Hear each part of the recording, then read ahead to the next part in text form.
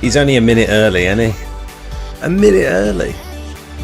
You guys are so lucky. What is going on this week? I suppose it makes up for the week off I had. I've been on holiday. I've been in Devon for a week. How's it going, everyone? Welcome. Monday the 2nd. Pressure washing chat live stream. Q&A. Oh, I should have put Q&A in the title. Damn it. Plenty to talk about there. Matt, welcome. You right, mate? All the cables in the way. Hiya, Steve-O. You right, mate? H&N. How's it going? You was in my parts of the UK and you didn't come and see me. Dauntless, where were you? Where are you? Where was I? Oh, Devon. Sorry, Devon. Yeah, I'm very well, thanks, Steve-O. Very well indeed. Do I feel rested after a week off? I don't know if I feel replenished just yet. I just shown you my poll. I saw someone else's poll and I weren't very impressed. I did post it in the Discord. But some guy was pressure washing down in Devon. And the work was questionable. I'll just say that. I'm not normally one to pick faults at other people's work, but he was putting so little effort in. It was just, there was so many issues with what he was doing. I just couldn't help but take pictures. I was one of them people that walks around taking pictures of... I felt like an idiot doing it, but I had to document it for you guys. I had to.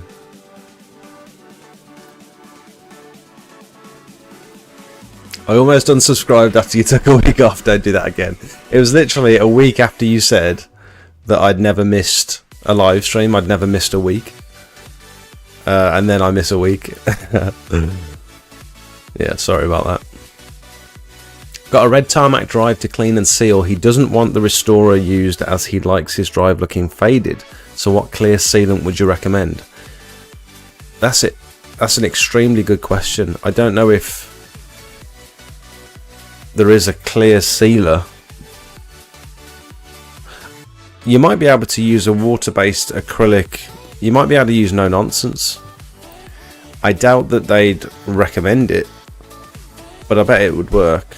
Screwfix No Nonsense, because that's water-based acrylic, which is the same as what the Tarmac is, water-based acrylic.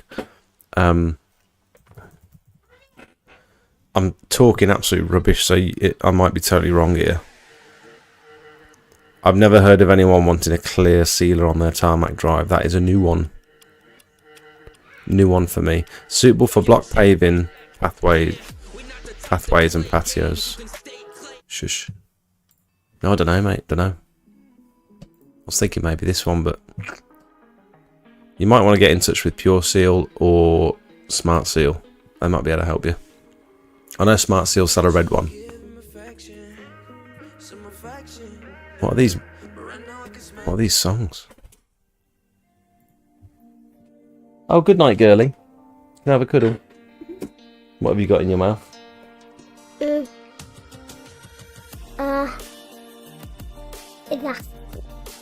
Sweetie. Sweetie. Love you. Love you. See you in the morning. See you Monday. Swimming tomorrow?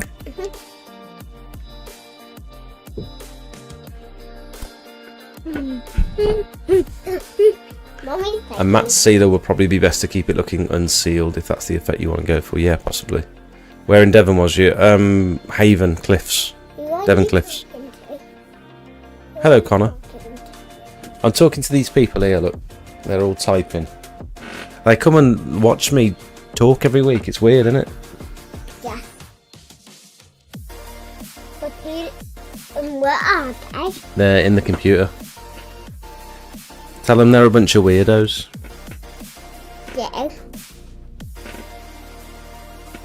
Yeah, Haven Caravan Park. Right, girlie. Good night. Is Mummy bringing my coffee? Nice. See you in the morning. Alligator. See you in the morning, alligator. All right, Dave.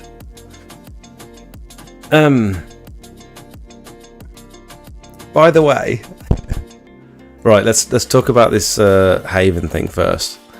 But the guy, right, his machine was pissing. He had a Hyundai, like a 15 litre per minute Hyundai. I didn't want to like film him for too long, but if you see here, see the inlet on the machine on the back, it's just literally pissing water out. Like he was flooding that patio because there was so much water leaking out of his inlet hose going into the pump. And then not only that, but he had a return to tank feed, which would obviously normally go back into your tank. So, oh, thank you so much. Thank you. You're talking about those going on holiday? Yeah. Thank you so much.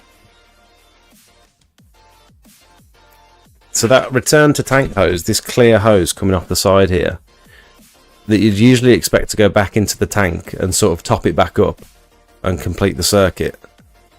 So every time he's off the trigger, water is just pouring out of that return hose, just down the slope onto the beach, sort of thing. And there's so much water coming out of this machine where it shouldn't have been. It was hilarious.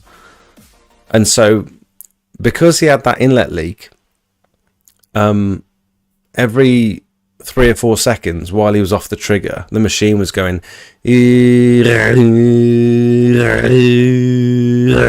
like, you know how it sort of chases or hunts. I think it's called hunting.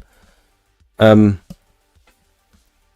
so he's just like destroying this machine.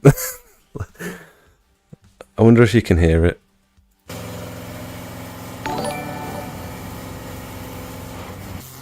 You sort of heard it at the end of that clip then. But while he's turboing, and like no shade on this guy, like obviously I have no idea who he is. No idea if he works for, I don't think he works for Haven, because he had his own, him and his wife had their like brand on, that they had their sort of words written on their top, their company name. And he's just sort of flapping the turbo nozzle round. It looks like he's doing a hard rinse, but then in other areas he's gone really close and he's trying to blast the weeds out and stuff. There's places where, I mean, look at this. This is like partially dry. So you can see where he's gone closer, and then on other areas where he's just sort of rinsed. So he's done the resin, or is that, I think that's concrete. The Indian sandstone has got circles all over it, like. So his machine's leaking. It's destroying itself in the corner while he's working. He's pissing water everywhere. His turbo nozzle was pissing water out the side of it, so his turbo was leaking. He's using the wrong nozzle for what he's doing. If he's just trying to rinse all the sand away, which I'd understand, you'd want like a fan nozzle on there, or just like a rinse down broom or something. But if he's actually trying to clean it, God, he's doing a terrible job at cleaning it. He wasn't even effectively rinsing it.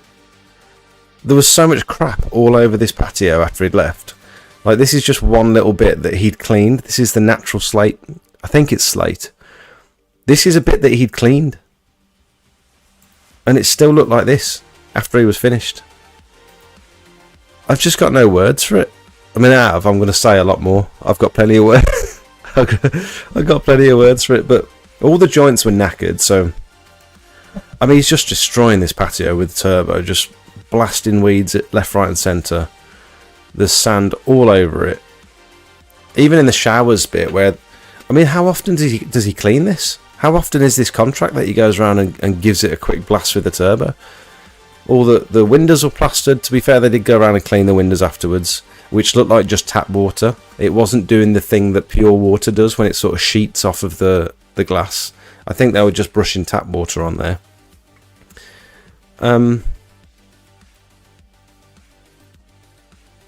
It just looked like this all over.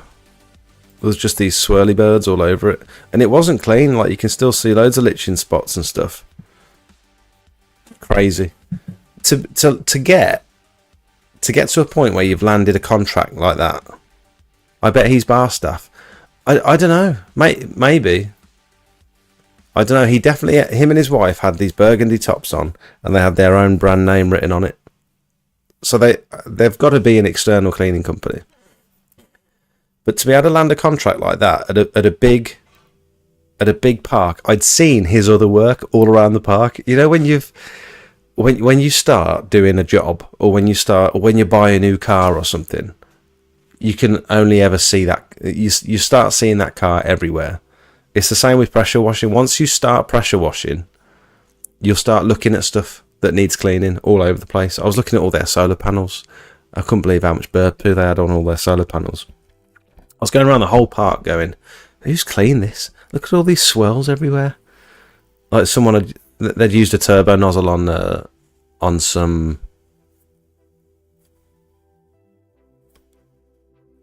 composite decking and some of the concrete, and there's more resin that was further up that just looked so unevenly cleaned. It's crazy. All over the park. That would have been a massive, massive contract. And he must have spent, I mean, he was still going when we sat down for breakfast at 9 o'clock at this place. And he probably started about half an hour before we got there. So he you know, just crazy that he's clearly got some kit, but he's just using it totally wrong. How can you be that I don't know whether it's inexperience or laziness or what, but how can you be that inexperienced or lazy yet land a haven site as a contract? You know what I mean?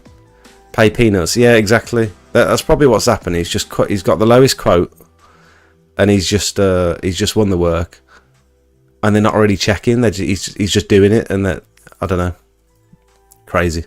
Might have been his first time, but you'd have thought if it's his first time, he'd put extra effort into making sure everything's. I don't know.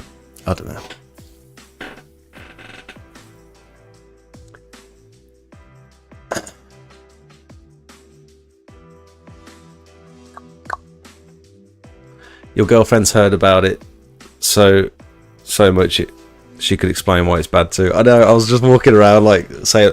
I was even telling my son. I was like, he's like, Daddy, so what's he done wrong? I was walking around taking pictures. Well, you see that? That's not correct. See that nozzle he's using? That's not correct. And even my boy was like, oh yeah, I can't believe he's done that. Oh, I'm so sad, and I get a life. Jesus. Chelt, welcome, mate. I'm sweating already. Charles, welcome. You should give him a business card. I really wanted to help him and just go over and say, just to let you know, you're destroying your machine. Like, it's just sucking in air instead of water. Fix that leak, and that machine is going to last so much longer. Your reloader valve's going to explode. Get a buffer tank, because you're just wasting water at this point. Use a different nozzle. Like, you shouldn't really be using a turbo on natural slate. And I just wanted to like help him, but I know for a fact there's so many people in this world that if you were to approach them with like unsolicited advice and they didn't want the advice, they just want you to go away so they can crack on with their work. He could have bit my head off. I wouldn't have wanted to like I wouldn't have wanted to come across as if I was like criticizing him, which I am now. I understand. In the moment, I just wanted to go over and sort of help, but people can take. I'm not confident enough that I could have approached him in the right manner, so as not to have sort of got his back up. You know what I mean? Because you know when you're a bit nervous to go and talk to someone, and sometimes you don't know how your words are going to come across. I don't know if I'd have presented it very well. Like if I go up to him and say, "Look, I'm not trying to be a dick," but it might sound like I'm trying to be a dick. You know what I mean? I don't know. Hello, James.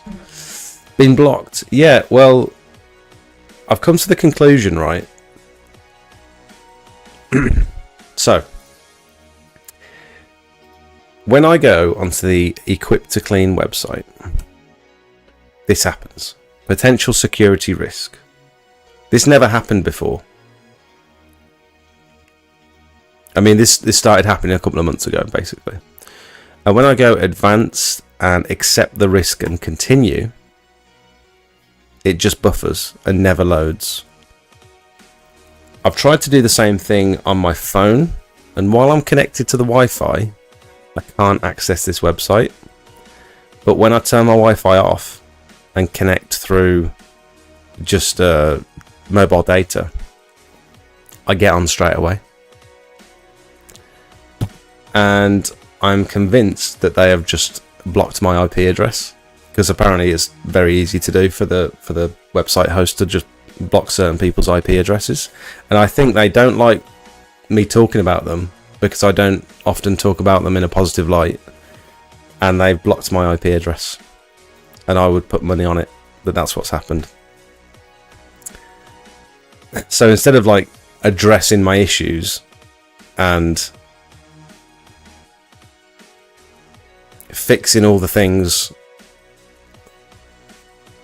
that are causing them problems with like community feedback, customer service, and just everything that's giving them a bad reputation, instead of sorting it, they're just trying to silence people. And the thing that's backed up this theory, that solidified it today, is I thought I'm just going to have a quick look on their Equip to Clean community page on Facebook that I've been a member of. And would you look at that? I'm no longer a member of this group, so someone has kicked me from this group.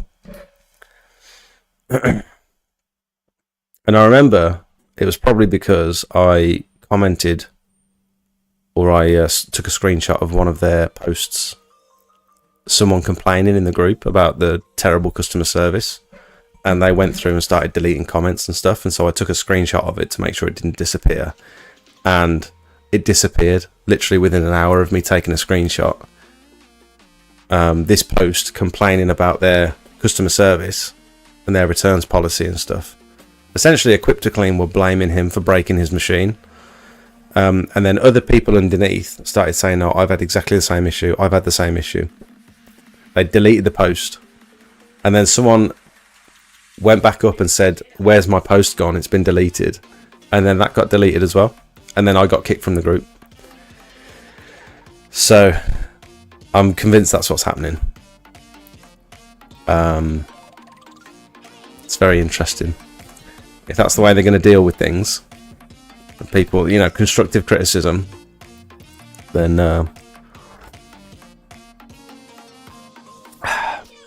not a great way to run your business. When does pressure washer business start to slow down? Only talking about services on the ground. September, I would say, end of September. So it's going to start to slow up now. You want to think about diversifying your services. So I started doing gutter clearing. Aaron, thank you so much, mate. Welcome. Amazing. Aaron has become a boosted member. Amazing. You've got access to all the before and after photos now. God, this chair is so uncomfortable. What a waste of money this chair was. So if you access the Discord now and scroll down on this side, where is it? You'll see the boosted images section, and you'll be able to go into any of these, and you'll see a bunch of before and after pictures for concrete, for block paving, solar panels. I've still got loads to add to this. I've just not had time to go through my portfolio basically and add them all, but I'll be adding as many as I've taken. If they're good ones, I'll just add them here. So Indian sandstone, Got some nice before and afters that you can use in any way you like. Any of your marketing, website, flyers.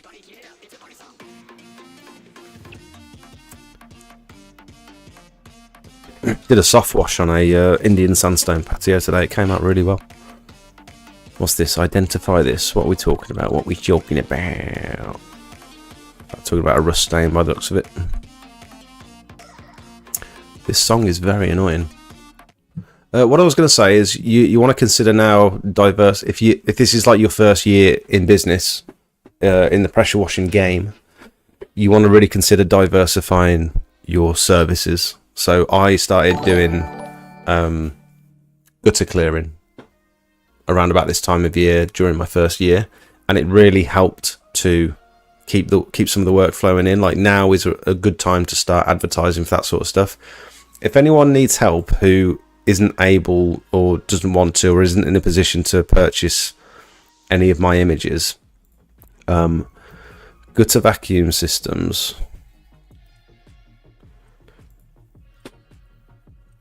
If you go onto Gutter Vacuum Systems website and then go on marketing and then go on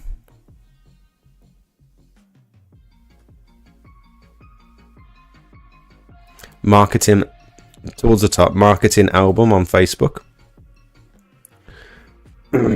you can use any of these images to get started. So if you want to start advertising gutter clearing specifically, you can just right click, save image, and start using it, which is very cool of them.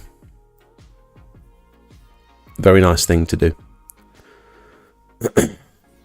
So now is around about the time of year when you want to start letting people know that you can offer a service like this, even if you haven't got the equipment. So I said to Richard, my friend Rich, who's recently started, said, like, while you're pressure washing, let these customers know that you're going to be offering, you know, when it's time later in the year, you're going to be offering gutter clearing. Even if you don't have the equipment, just say, I'm going to buy the equipment at the end of the summer, and then I'll be ready to start clearing your gutters, you know, end of September, October. When do the leaves fall? Does anyone know when the leaves fall in the UK? I think it's like October, isn't it? When do leaves fall in UK?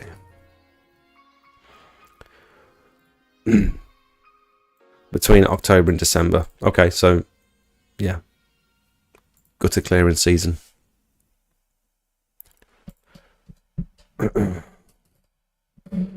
Christmas lights. We started doing Christmas lights. It's a bit of a niche one. It's a bit of a weird one to advertise, but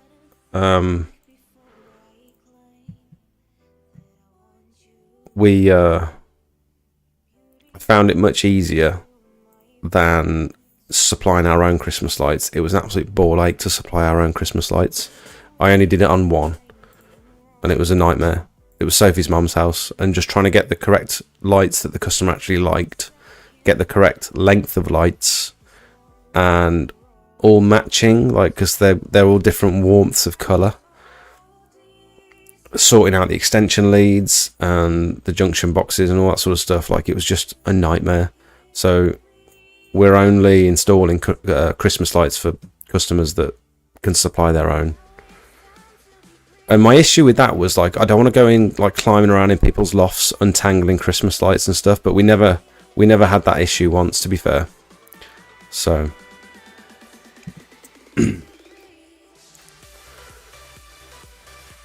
when a caravan place asked me to do some work for them, they wanted to pay near enough nothing, so I doubt he's getting paid well. Yeah, that's a good point. But I mean, if you don't want your property and your stock to get damaged, then I mean, a place like Haven, though, they've got some money. You should have seen the amount of people with their just the money that the arcade makes. The amount of people stacked into that arcade. The amount of tickets people were collecting out the machines, like the amount of money you have to spend to generate those tickets from the machines. Some people had like 3,000 or 4,000 tickets. We thought we'd done really well because we got we got just under 700 tickets, and we thought we'd done insane because we found a machine that was really good for tickets. And so we were really proud of ourselves. And then we stood behind a couple of people in the queue. They had over 3,000 tickets. Loads of them did. Crazy. So Haven have got some money. They can afford to pay an exterior cleaner to do a proper job. The other thing was none of the block paving had been resanded. So you can tell whoever's cleaning it isn't really doing a proper job.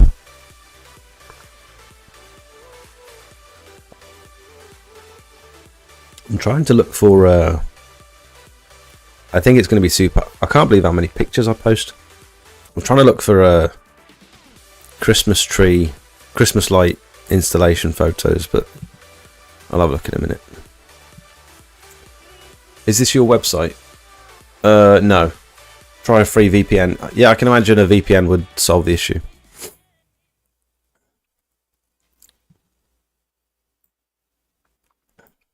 Jake the Snake. They could work with you, get advice, fix it, and probably lead to you giving them more custom. It's just so bad. Yeah, I would. I've even emailed them, Equiptically, we're talking about, and said, I'm happy to offer advice. I want to see you succeed. But when I've emailed them a couple of times saying, look, you're doing this, this, and this. It's disingenuous. Like, you're setting your customers up to fail by selling them 1,000 litre IBC with like a little 15 litre per minute machine. They're just going to have that in the back of their van. They're going to have no room for anything else. Like, I've just mentioned little bits like stuff about their chemical injector and all that sort of stuff. I've just said, look, if you need help, I want to see you succeed, let me know. And they just come back with all these... They're just trying to bat it off and saying, no, we're taking care of this because of this, we're doing this because of this, I appreciate your feedback and all that sort of stuff. But they don't. They hate me. I know for a fact. It's just such a shame because Kieran, the lad that I dealt with the most, he's lovely. He's a really nice guy. His dad, on the other hand, I can see that's just by the way that he spoke to Kieran while I was at the training day. That is just a sales pitch. It's not a training day at all. Just by the way he spoke to his son and member of staff, I could tell like there's something I don't like about you. Hiya, Jamie, mate. Yeah, it was a good holiday. Great for the kids. Quite stressful for me, but great for the kids. A URL blacklist is a list of websites that have engaged in malicious or suspicious behaviour and been deemed insecure or dangerous by a search engine, host or provider, antivirus. It also said, that would be the definition of the warning that came up. But I guess I think that would also happen with a blocked IP address as well. I think you'd get the same thing. Evening, Liam. Liam, have you made an app? They're coming from your neck. What are you talking about? Liam, I'm sure you've made I saw a measurement app in the Discord the other day. Did you make that? I've added gutter clearing, repointing, and small area block paving levelling. Is there more I could provide over the quiet period? You could look into... I think, other than getting a gutter vacuum, one of the main pieces of equipment that will open up so many opportunities... What is going on? I bought a gardener backpack, which is currently out of stock again. Why are they always out of stock? Buy more. Next delivery, early September. If you buy a gardener backpack and then you buy a cheap water-fed pole, I got the CLX 22. I can recommend it because it's like the cheapest one on the website, but it's not a great pole. It's very flexible, very like wobbly and stuff, but it does the job. It's a water-fed pole. Those two items open up so many opportunities to clean PVC to clean windows, frames, gutters, fascias, soffits. You could start cleaning conservatory roofs. What else did I use it for? I was using it to apply my hypo, because it's just like an easy way to start. The pump isn't a chemical pump, so you shouldn't really be running hypo through it, but mine lasted almost 2 years while I was running hypo through that. And then all I did when the pump gave up was to buy the replacement. It's a direct replacement chemical pump for these backpacks, and it's slightly higher flow rate as well. So I just plonked that in it, and it's still going strong today. Solar panels. You can also start cleaning solar panels as soon as you get one of these. Like, I think personally, that's one of the best investments I've made. If you want to do that sort of work, like it's quite physically demanding work, sort of doing all this all day, it does take it out of you. So if you've got bad shoulders, or if you're not particularly able-bodied, you're looking up all day, like the back of your neck, you get a lot of neck strain and shoulder strain, and it's difficult work.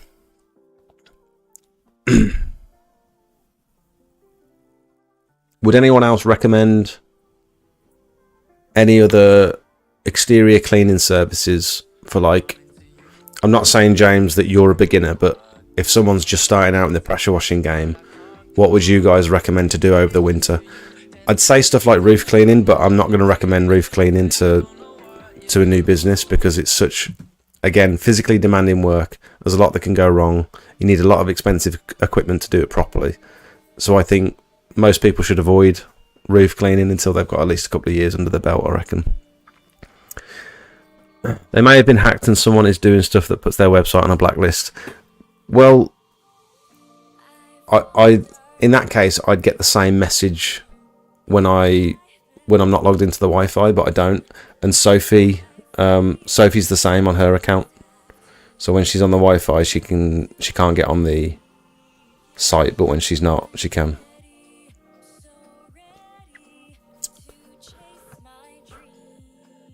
Have you tried incognito mode? Yes, I have. Yeah. I don't think that protects your IP address at all. I still have it on my to-do list to update the images with the Google Drive link. After this week, I have a few days kept free. I mean, I've got loads on my phone as well that are arguably slightly better images as well. Can you use a Q spigot directly into a ST2600 trigger? Yes.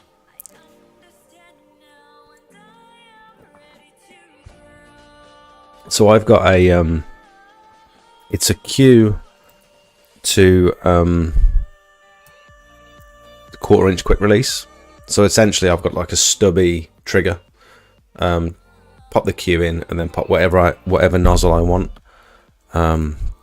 Q, what would you call it? I had mine made for me.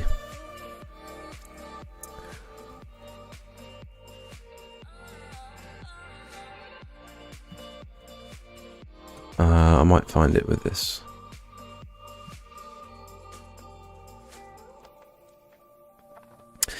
It's essentially just a Q fit in, and then you screw a 1/4 inch female quick release on the end. So you just plonk that into the trigger, and then you can put whatever nozzle you want into the other end of it.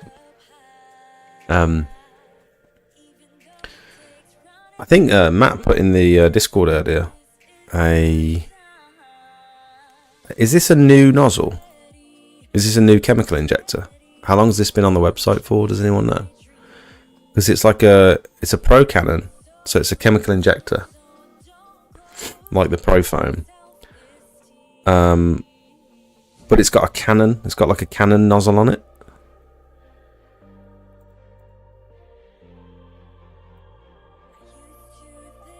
Oh, you can actually stick a nozzle on the end as well.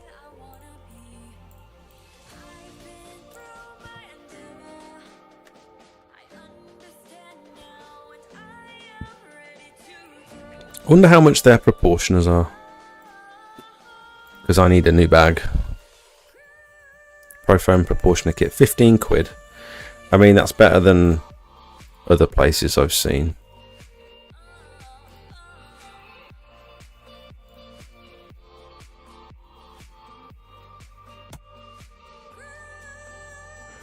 $18.50 plus VAT. And then Darren sent me from the Discord, sent me a message earlier, which was very interesting. I'm sure he won't mind me sending these, showing you guys these. But he said the black one is a 2.5mm hole, which the black one would be the one that I'd use 90% of the time. And you can drill your own out, because this one tells you the diameter of the hole, so you know what size hole to drill, which is very cool. It tells you the actual size in drill, which is very useful, so you can make your own proportioners. And he says AC pressure washers sell individual proportioners as well. So if I want just the black one, I need to do this. Why haven't I done this? I didn't know you could do it, so that's why I haven't done it. But that's very cool that you can buy the individual. That's going to save me a bit of money, because I don't use half of them in that bag.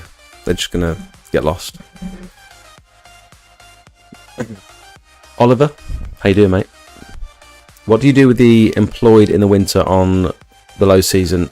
We didn't have a low season last winter. We were cleaning lots of schools and gutters and putting up Christmas lights and stuff. We didn't have a quiet period. The winter before that, I did. It was very quiet, but it's because I hadn't diversified my services. I hadn't really done much promotion on Facebook with like gutter clearing and stuff. I wasn't prepared for the winter. I wasn't prepared for it to drop off as much as it did. But this year I know sort of where to aim my attention. May I add, the backpack and the CLX22 has been brilliant for me. Wobbly, however, a steady grip for anyone with large muscular forearms will be perfect. Yeah, that's the next thing on the list to get. Just need the money coming in. Yep. You got it. It's such, the issue with this industry is everything's expensive. Everything costs a lot of money. There's James, thank you so much for subscribing, mate. Becoming a member. Boosted member as well. Well done. Thank you. Very kind of you. Welcome. The issue with this industry is everything costs a lot of money. But if you buy something good and you look after it, it should last. If you buy the cheap stuff, the thing I tried to do when I first started out is just, I tried to cheat and like, I'll buy a foam lance that you get for washing cars, and I'll use that to apply my chemicals, and it just doesn't work. Like you don't know what ratio is coming out the end, and when you're using the sort of chemicals we use, you need to know the ratio. It's just fiddly, it's annoying. You can't put the chemicals in without it spilling everywhere because the hole's that big at the top. It rusts because it's not made out of the right materials, and then you times that by everything else that I did. I got a water-fed pole. It wasn't even a water-fed pole. It was just an Unger pole with a brush on the end. I'm like, yeah, this will do. This will get me going. And I used it once. I was like, well, that's pointless. What a waste of money, because it doesn't do the job I wanted it to do. I was trying to be able to offer as many services as possible, but also buy the least equipment as possible at the same time, and it just doesn't work. There's so many people in this industry that have done all that, and the reason they give you the sort of advice they give to buy this, buy that, is because they've been there and done it. And to do the job properly, you need the correct equipment, and it's as simple as that. And it took me so long to get my head around that, because I'm a tight arse and I like to do things on the cheap. You can't really do that in this industry. Like even the pole, I knew I was buying the cheapest water-fed pole on the Gardener website, but I knew that, and I knew that it would work and it would do what I wanted it to do, but I knew I would have to eventually upgrade. So if you can, buy the best version of whatever you're trying to buy first time. I wouldn't have given you this advice like 3 years ago. I'd have said buy the cheapest thing and then upgrade. I don't know, but it got me where I am today, so maybe that was the correct route. I just know I struggled a lot. Like, for example, I didn't buy a gutter vacuum because I thought they were too expensive. I bought a wet and dry vacuum from Screwfix. It was a Titan wet and dry vacuum, and I thought, this will work as a gutter vacuum. I see no difference between that and a gutter vacuum. I'll get a pond hose. I can find a pond hose which will connect to the inlet of the gutter vacuum, and then I'll just buy the poles because I know I need the poles. So by the time I'd faffed around, probably saved myself maybe 200 quid after like trying to modify this wet and dry vacuum. The inlet, so the poles are 51 mil, and the inlet of the gutter vacuum is like 38 mil.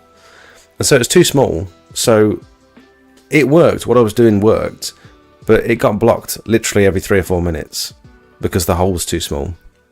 And also this pond hose that I'd bought was so heavy, and after 3 uses, it broke. It kept breaking and snapping because it wasn't designed for what I was doing. It's designed to sit in one place, not be moved around and wound up, and all the attachments I hot glue gunned a different inlet onto the vacuum so that I could fit a 51 mil hose onto this 38 mil inlet. Just everything that I did was a recipe for disaster. It was going to fail eventually. It was just a matter of when. And I was using this while cleaning a huge school over in Worcester. I'd been invited to come and clean their gutters and price up lots of other work, and I still thought I could do it on the cheap because I'm an idiot.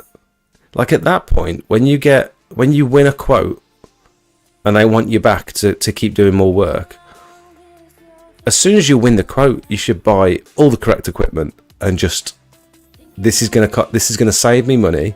It's going to pay for itself within a week. But I just got into the habit of, all my life I've just tried to do things cheap, and it doesn't work in this industry. Eventually I started figuring that out and started buying the correct equipment, but it took me a while. Anyone use WordPress for making their own sites? My brother did. A lot of people have good success with it, I think. I use GoDaddy. Looking into thatch roof cleaning as a niche. In my area there's a lot of them still around, but it's not a beginner friendly. Obtain a PA1, PA6 and get a customers on a regular weed treatment. Do you get weeds up in thatch? Once you've got like I can imagine you get moss. I didn't expect you to get weeds in like a thatched roof, but that must be like a huge issue to try and deal with. Once the weeds are sort of set in, that must be a right pain in the arse. What's the best way to find work as a new business? Been leafleting for a while but haven't had that many returns. Surely there are better ways. Has anyone got any advice for Monkey? Rich was doing a lot of leafleting. He's just started posting. I think, I know I say it over and over again,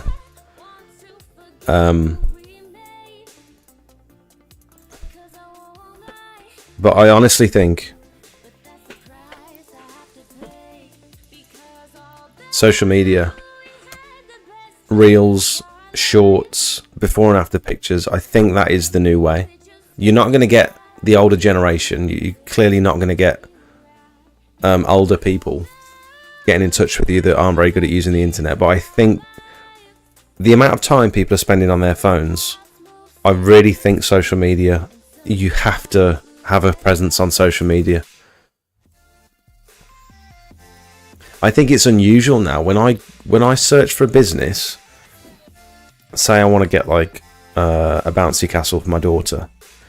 If I find them on Google, but they haven't got a Facebook page or an Instagram where I can just see some pictures and stuff that they've been up to, just to check they're active, they're recently active, you know what I mean? They're uploading stuff.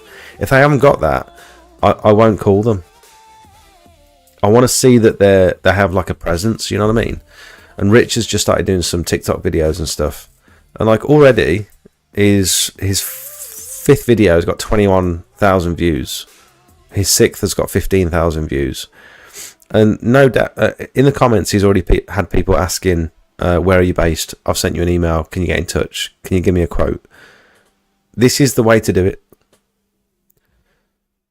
Facebook, as much as you can have an opinion of whether social media is a good thing or not. But if you're not on it, and if you've not got a presence, if you're not working on it, I think you're really missing a trick. Also, obviously, your Google business account, your reviews and stuff. But before and after pictures, make an effort to film what you're doing. Take photos of everything you're doing. If you can put together a half decent 30-60 second reel and upload a couple of stories a week, people are going to start engaging with you. If you're not doing that, I really think you're going to struggle in 2024/2025. I'm a newbie and I'm not ashamed to admit that. I need to build my knowledge base, and you are a great source of my info. Thanks, mate. Appreciate it. I'm glad you're learning stuff. Evening all. The video tonight was great with the regrouting. I've been waiting to see a real world use of this, and I agree with Jakey. The squeegee is crap. I think the angle of the head is wrong. It depends. The angle of the head is correct if you want to push it. If you want to pull it back towards you, it jumps and skips. So you have to angle it very low. I even said to the guy in the shop, like, that looks like a bit of a weird angle. And he said, yeah, this one is one that you'd use to push. I think you can get different squeegees, and I agree with you. But once you figure out how to use it, it's actually fine. Yeah, if I'm scraping backwards, I need to get really low to the ground. But pushing it around is absolutely fine. Nice job with the epoxy video. Out of curiosity, how much did you charge for it? Mark, let's have a look.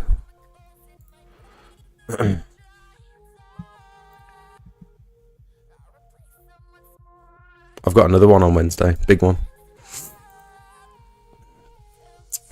And Titan, bless them. Nexus.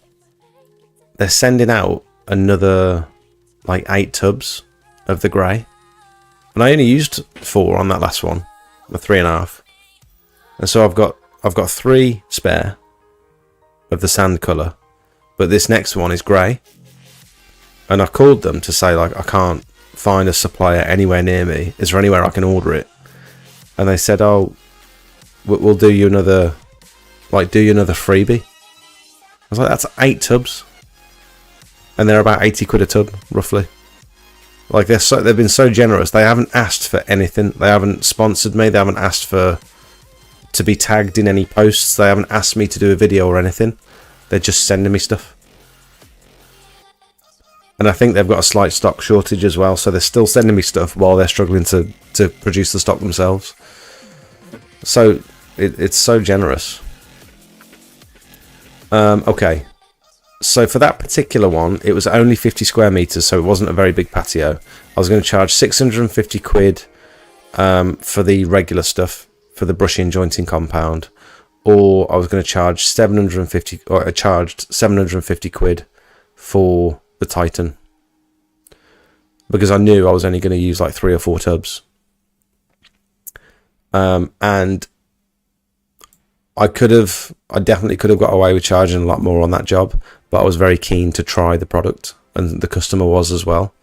And so just to do the video and get the before and after photos and stuff, I was happy at 750. I've got about 130 meters squared to do on Wednesday. He doesn't even want it cleaning, he just wants it repointing with the Titan, and I'm charging about 960 on that one. There is a couple of slabs we need to relay as well, which will be interesting because I've not really done that. Matt, as usual, nail on the head. I see so many driveways that have been cleaned with the weeds popping out. PA1, PA6 is about 500 quid. Allows every fortnight. £14 to £20 a visit. Be a good day having 15 plus. Do you know what? I've been seriously considering getting a weed killer license. Not only that I can, if I could incorporate it into my regular cleaning, so I could say the extent of my service is a week before we'll come round if necessary. Not all driveways need it, but if necessary, a week before we'll come round, spray all the weeds, make sure everything's dead, then we'll clean it, then we'll resand it and chemically treat it and whatever. And so they're getting the absolute best value for money. They're getting the best service that I can offer. And then, like you say, you can then offer a maintenance plan to go around every however many weeks to maintain it with weed killer. Because it's no secret, and especially this year, you pressure wash a driveway and potentially within a week or 2 weeks it can be absolutely covered in weeds again. I had this issue recently actually,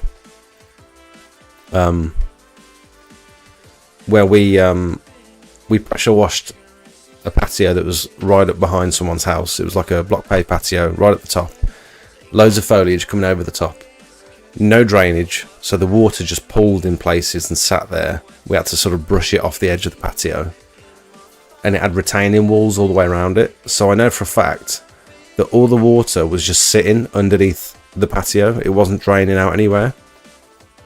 And so when we cleaned it and resanded it, we'd put so much water down, and then it was so hot, and then there was rain, and it was just like the perfect habitat for like new weeds to pop up. And literally within a couple of weeks, because we went back to do the drive, we quoted for the drive as well on the day. He said yes, went back to clean the drive. He went, "Can I just show you something?" I went, "Oh God, what have I done?" I said, this doesn't sound good. He went, I just want to show you. I'm not complaining, I just want to show you. He took me up to the back patio, and I couldn't believe it. There was weeds that tall, proper thick weeds that tall across the whole patio. The bed, I'll see if I can find the post. I'll put a post on Facebook. They had a plant bed. They had like a planter.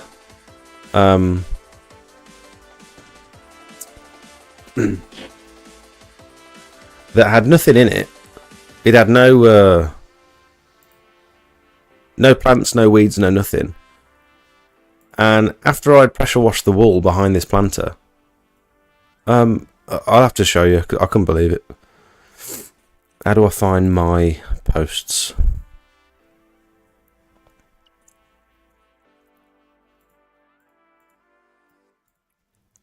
Your content. No posts. Published. Not that one, not that one, not that one, not that one.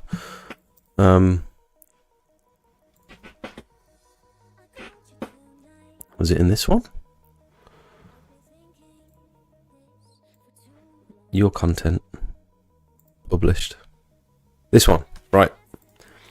So this is after I cleaned it. Chemically treated it. Looks lovely. Make note of that flower bed over here behind this wall. This was literally, what did I say? What did I say? Oh, months. Okay, not weeks, but 2 months later, not even 2 months later, and it went from that to that. Proper weeds. They're not just little ones, they're proper chunky ones. And it wasn't this bad before I cleaned it. So after I cleaned it, I'd made it worse. I'd injected more weeds into the patio. Look at that. It's crazy. They're so chunky. And obviously you can see just how much foliage there is around it. It literally overhangs the house. There's woods behind the house, and they get all these leaves blowing onto the patio. And then, so if you look at this one here, that was after I'd cleaned it. Look at this flower bed. There's nothing in there. I'd cleaned these walls, They were black before. I was really impressed with the way the walls came up, actually. And now look at it. That was from me washing and putting hypo on the wall. Is it the salt in the hypo? I mean, this retaining wall should have weep holes at the bottom. I know what's happened here is I've injected all that water from cleaning the wall, and it's just sat in this flower bed, and there's no holes at the bottom for any moisture to escape. So this is now just like a swamp, full of dirt, full of whatever's blown into it, and it's got hot because we've had loads of sun, we've had loads of rain, and the amount of water that I've put in there has just been a brilliant habitat for all this new growth. So this is an anomaly. It's happened to me once before, but it was exactly the same situation where there was a patio, no drainage, no weep holes, retaining walls all around it. So I figured out the problem, and once I'd explained it to the customer, he was like, "Oh yeah, I can see the issue." And he sent me a video of it raining a couple of years ago, and the patio just flooded when we had some heavy rain. It was earlier this year, actually. So he knows the issue, and you can see here the patio's like dipped here, and all around the outside where the drain should be, it's all the blocks are like this. So yeah, long story short, I would like to have a weed killer license just so I can offer like a more extensive service. Hi everyone, Aaron, welcome. New to the exterior cleaning, looking to soak up all the information I can. Soak it up. Open your pores and I don't know where I'm going with that. Something to do with the sponge. Soak it up. The Pro Cannon must be at least 2 weeks old. It wasn't there when I last visited searching the project. Seems to be a version where you output your own nozzle, where you put your own nozzle in close to the ground. So a Canon is it something you can like Sid was using in one of his videos when he was on I think he was on a cherry picker or on a tower or something, and he was just blasting biocide. Always thought about roof cleaning. There's a bunch of crazies in my area walking around on the roofs, jet washing, lances. Not sure if that's how I'd do it. Yeah, that's not how I'd do it. I mean, if it's a bungalow, I assess each roof with the access on each roof. I'll assess it, and I'll assess the weather and stuff, and got to keep yourself safe. I am going to get to all your messages, Steve. And Charles, I'm desperate for a wee. I know there's lots of people that have probably typed in the chat, and you might think I've missed your message. I haven't. I'm just literally going down all the messages one by one, and sometimes it takes me a while to get to everyone, so sorry about that. I'll be back in a sec. Now, these videos take a lot of time and effort to film and edit, on top of trying to run a successful pressure washing business. If you find any of the information in my videos useful, then I'd like for you to consider becoming a paid member of the channel. Circle members and above will get access to my private Discord for members only, where you can pretty much get a hold of me 24 hours a day for inspiration, technical help, marketing advice, or just a general chat. I post pictures and videos that you won't see on any of my other socials. You'll be the first to hear about giveaways, special offers and announcements, and it's just generally a nice place full of like-minded people who are all heading towards similar goals. We've got various different experience levels. We've got a few professionals in the chat as well. If you want to push your business, in my opinion, this is the place to be.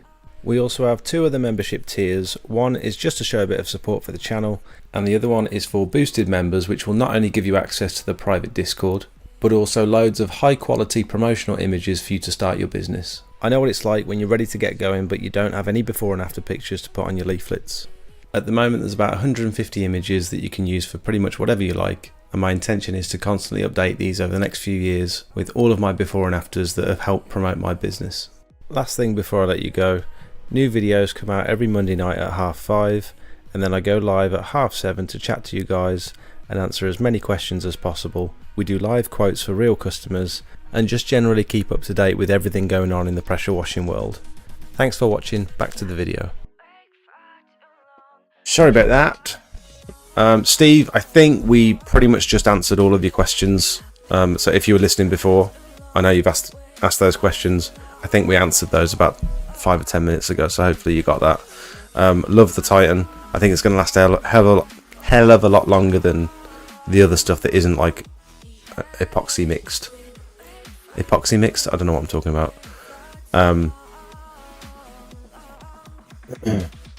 The fact that it can withstand 10 tons of traffic on it means it's going to be way better than any of the other options that I've tried. It was 50 square meters, and I think I charged 750 quid for that job, but I was doing it a little bit cheaper because I wanted to land it. I bought a second-hand Gardener backpack as they were out of stock quite cheaply. Bought the bits off Gardener website, very simple to repair. My backpack cost 55 quid in total. Nice, that's a steal. With lances, I would think that 1,000 plus lances are better. Is because you're further away. Oh, you're talking about 1,000 mil. What do you think is a better size? It depends on your height, Manny. Ideally, you want to go to your local pressure washer supplier and try out the lance for yourself. Get them to just let you hold one, and you'll see very quickly whether a 900 is going to be quite small for a lot of people. Like, I'm 6'2", and I'm somewhere between a 900 and a 1200. I think a 1200 is quite long for me, but I've got both. I've got one for Jakey, which is a 900 because he's a little bit shorter than I am. I'm not sure I'm totally happy with the 1200. Titan Pro Joint is a dream to work with. I know young Jakey wasn't a fan of the squeegee technique, however it's unbelievably strong compared to your other jointing compound. Should get 7 years out of it. There you go. Thank you, Luke. You're welcome. You constantly provide amazing advice to us all, and I'm happy to support you. Thanks, mate. My advice is just my own experience. I'm not going to pretend that I'm an expert because I've only been doing this a short time myself, but I've learnt a lot, and I take note of I like to dig deep into certain subjects, and I found myself digging the deepest into the pressure washing industry and equipment and stuff. Not so good with window cleaning and soft washing stuff, but when it comes to technique, after I did the Pure Seal course, actually I became very interested in surfaces like natural stone and different types of surfaces, and I like to be able to identify stuff before I start working on it, and I like to be able to know which chemicals are going to be suitable. Knowledge is so powerful, and if you can educate yourself a little bit,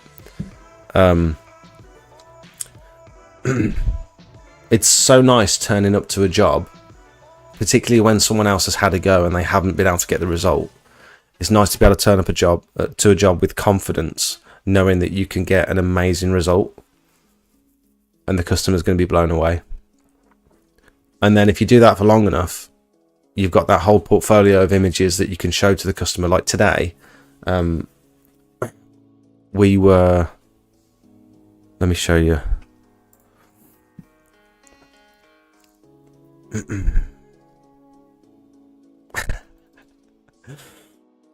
It's a funny picture.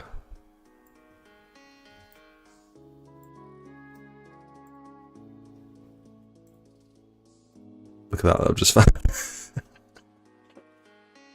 Today, we got called on the way home. We finished at 12 o'clock today. So we went and got some lunch, and then I was on my way home and someone called me saying, I've got an oil stain on my drive, can you come and give me a quote? And it was literally just where we'd come from. So we turned around and where did I save it? Here. So big Tarmac drive,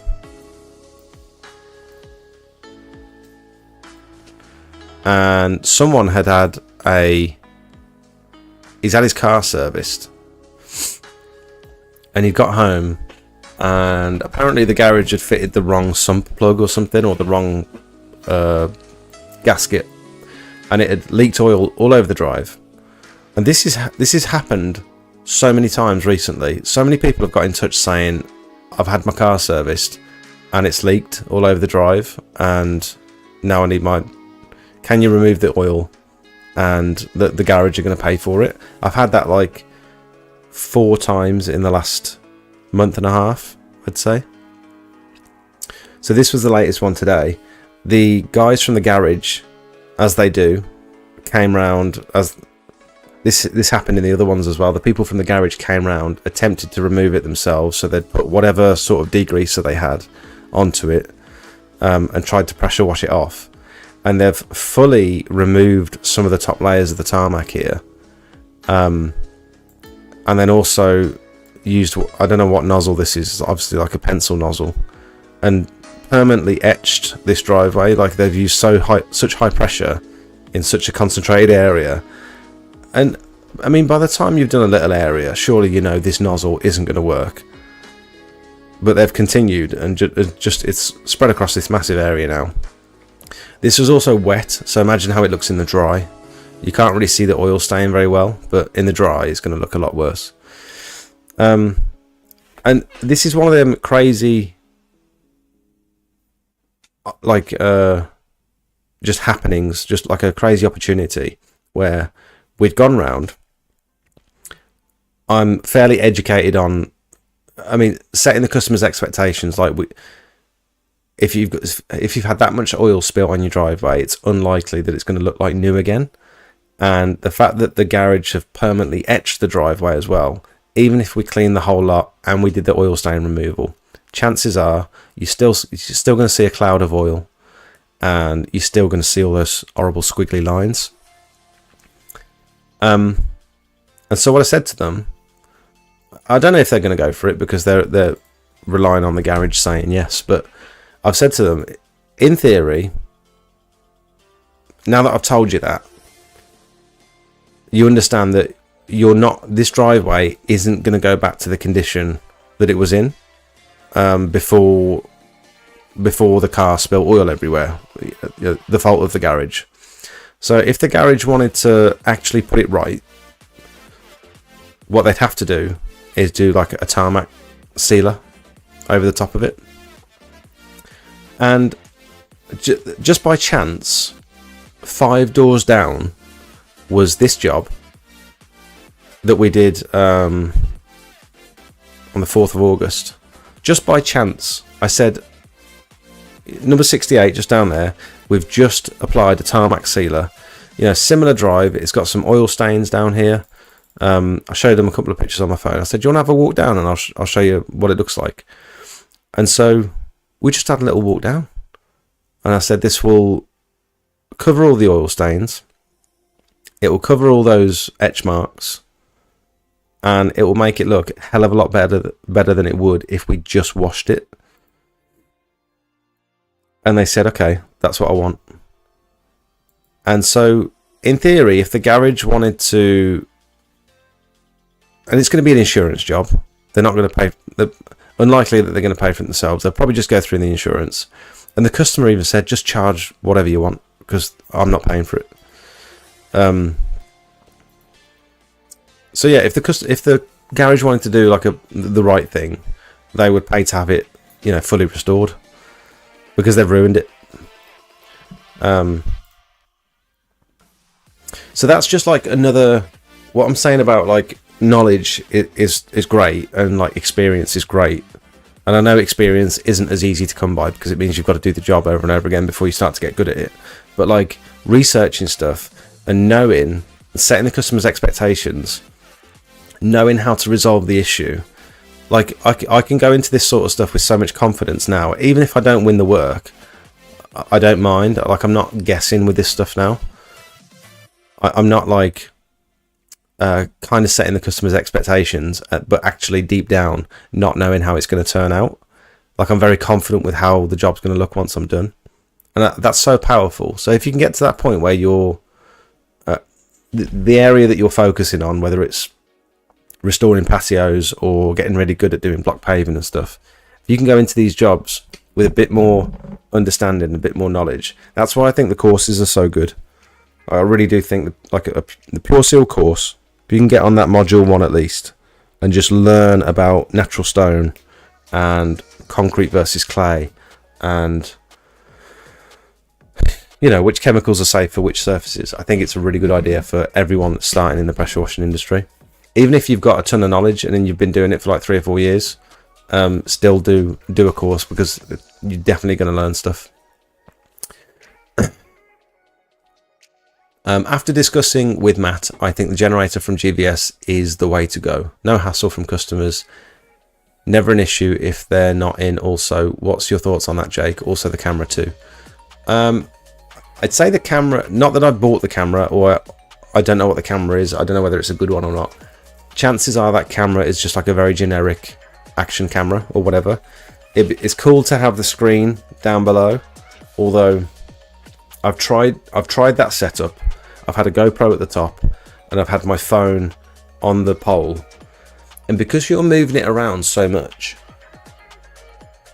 it's hard to actually, and there's delay, there's like a second of lag, of like input lag, because it's over Bluetooth or over Wi-Fi, I think. I'm not too sure. It's not intuitive. It's not in the right place. It's not at your eye line to be able to see the screen. The video quality isn't great. Like, yes, you could hit record and record a video for your customer. What's the point, really? As long as you take good before and afters to show them that it's done. I ended up leaning mine against the wall because I was using it at height. I had 8 or 9 poles on there, I think, which is almost as high as is safe. It might have been 10, can't remember. But I leant it against the wall and accidentally hit the wall too hard. I was cleaning a school in Malvern. Hit the wall too hard. The GoPro smashed against the wall and fell 40 foot or whatever it was. And the case just smashed to pieces. And luckily the camera was okay, but the mount had come off of the top of the vacuum pole. And then also the holder for my phone sort of kept spinning, and it's just not fun. It's not nice to use, I don't think, personally, for me. I'm sure some people use them frequently, but how many people do you actually see using them on Instagram and stuff? You might buy it, use it a couple of times, and then chances are I think it's going to sit in the shed. I don't think you're going to use it. That's just my opinion. With regards to the generator, I think it's great. It actually saved me a couple of times when I don't always carry it around with me, but now that I can say, if the customer's hinting at the fact that they might not be home and they don't have an outdoor power supply, I'll stick it in the van and I'll take it with me. I'll say, like, even if you're not home, don't worry, I'll just bring the generator. It is really useful. Only for like the Panther though. I do use it on my big vacuum, on the GVS 3600. I use that little generator, but I only use 2 motors. I can't use all 3 motors because that generator's not powerful enough. My advice to you, Jake, is buy a battery drill for whisking the compound. It's a lot more controllable than a 240 drill. Is it? Also, it got so hot. That 240 drill, again, I've bought something cheap that doesn't work very well. When we were paddle mixing that, even after the first one, the motor in the drill was getting so hot. You couldn't even touch the drill. And I had to do that twice for each tub, and we used 4 tubs. So mixing it for 3 minutes really did take its toll on that drill. Any reviews on Spinner Clean and their training days? No idea, mate. Sorry. Anyone else? Can anyone advise Dragon Steak? You want an electric paddle when you're mixing the Titan. 2 hands to use in the mixer. Someone else said get a paddle mixer. I thought that's what I had.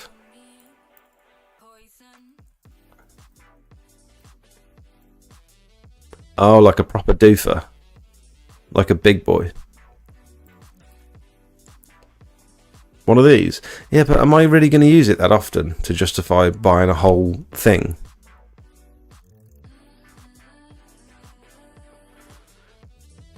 I'd end up spinning around and flying off into the woods if I was using one of them. Yeah, I don't know if... This is me talking again, like cheap ass. I don't know if I use it Same as like a leaf blower. I use a leaf blower for maybe 30 seconds a day, and so I bought the cheapest one I could find, and now my leaf blower stopped working because something to do with, I think there's a bit of chaff inside the I mean, it could have happened to an expensive leaf blower, to be fair, but I think there's something in the carb or in the jet, in the fuel jet, because it's got fuel. I've just reattached the fuel filter that fell off into the tank, and it's still not working very well, so it keeps cutting out.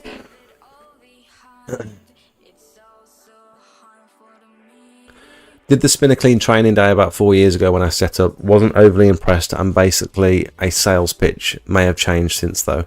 Speaking of sales pitches and training days, that's my exact feedback on the equip to clean training day.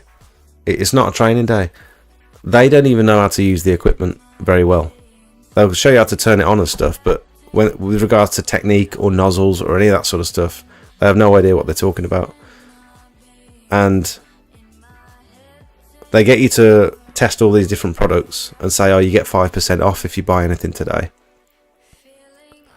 Or it might have been 10%, I can't remember. And they wanted you to pay cash. But it's just a sales pitch. It's like, yeah, have a play with this. Do you want to buy one? You're not learning anything other than, I mean, you could call it a hands-on day, hands-on with the equipment.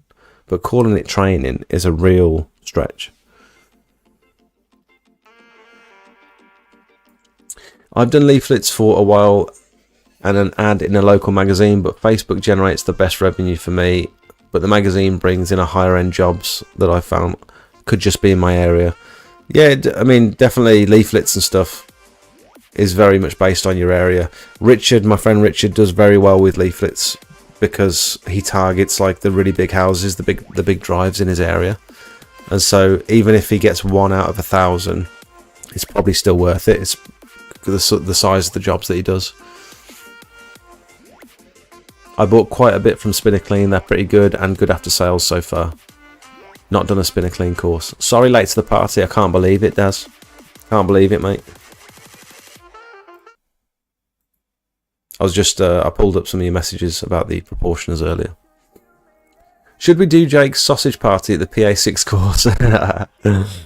Is there a date for the sausage party? I need to talk to Darren again. We should definitely organise it though.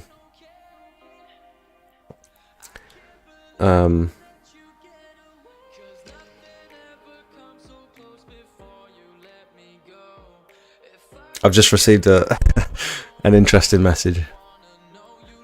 Matt,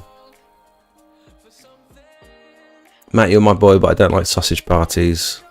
I like the bacon rashers or Friday nights with kebab. Oh my god, okay. So the Titan uses about 1 tub for about 12 square meters, which isn't bad, and also some of the slabs on the patio were laid upside down. Thank you, mate. Yeah, I think someone else mentioned that as well.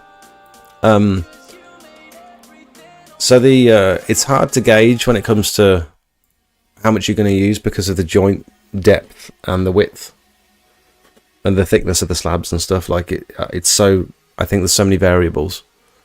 Same with sand in like block paving and stuff. It's difficult.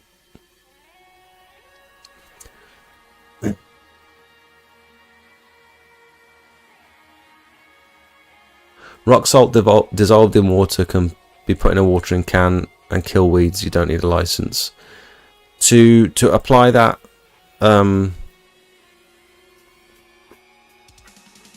Like rock salt, like could you get like a salt rock, like, you know, they put it in horse stables and stuff, like a big rock? Could you stick that in a watering can and just top it with water every now and again? And John, welcome, mate. How you doing? To apply that to a customer's property as a business to kill their weeds, are you sure you don't need a weed killer license? Because I'm sure there's plenty of products out there. You could get acetic acid, 30% acetic acid. It's just vinegar. But if you're using it to apply it to weeds, are you sure you don't need a license? You know what I mean? You definitely should have used your vacuum to clean out every joint on that block paving. We did it a couple of weeks ago. So we ground all the joints out, and I've got a vacuum head that Gutter Vacuum System sent me that I've stuck on the end of the pole, and we've gone round and sucked everything out. It took ages, and it wasn't particularly effective. And Julia messaged me and said you shouldn't be sucking up cement dust with your vacuum because you're going to kill your vacuum, which I didn't know. So that's so I won't be doing that again. All right, John, welcome, mate. Kieran, welcome. I've dropped you a message on Facebook. All right, I'll have a look in a bit. Yeah, I did just see that. I'll have a look. Thanks for popping in. Where do you find your subject matter for your deep dive studies? I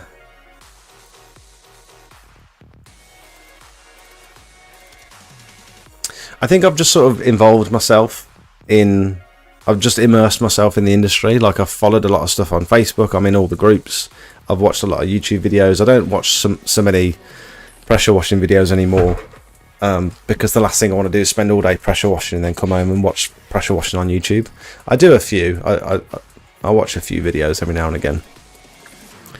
Like if Sid's got an interesting video, I'll watch those. Squeaky Clean Dave, Curbside, I'll watch him every now and again. I think, honestly, the course, the Pure Seal, it sounds like I'm doing like a plug for the Pure Seal course, and I am affiliated with Pure Seal, but I'm not trying to like push it in any way. But that gave me the foundation as to like, it's actually quite interesting. I find the work quite interesting. You know, so I've just sort of immersed myself in it. You should consider creating your own information booklet. I'm sure there are several of us here who would buy it from you. I'm not sure I'm the person to do that. I don't know enough yet. I've not got enough experience yet. I mean, I feel a bit of an imposter with this Discord, if I'm totally honest. I mean, I've made guides and stuff, chemical guides, surface guides. So we've got guides for cleaning each type of surface, which Matt has very kindly helped me put together. So there is quite a comprehensive guide of how to clean these things, what to avoid, the difficulties, the types of chemicals that you can use. But again, I feel like a bit of an imposter because a lot of this was just through experience and trial and error and a bit of my own sort of research, and I haven't really been doing it long enough for me to definitively give you like, this is fact. This information that I'm giving you is fact. I'm not at that stage. So for me to write any kind of guide and ask for money for it, I think would be a little bit disingenuous. I use a water-fed pole with the camera attachment from Gardner to inspect pre and post job to show the customer. I don't put it on the vacuum. It's awkward to look at on the screen and the guy. Yeah. I take my before and after pictures with gutters from the ladder. I just go up on a ladder, each corner of the building, and just take a picture before and after. We use a ladder on every single gutter job.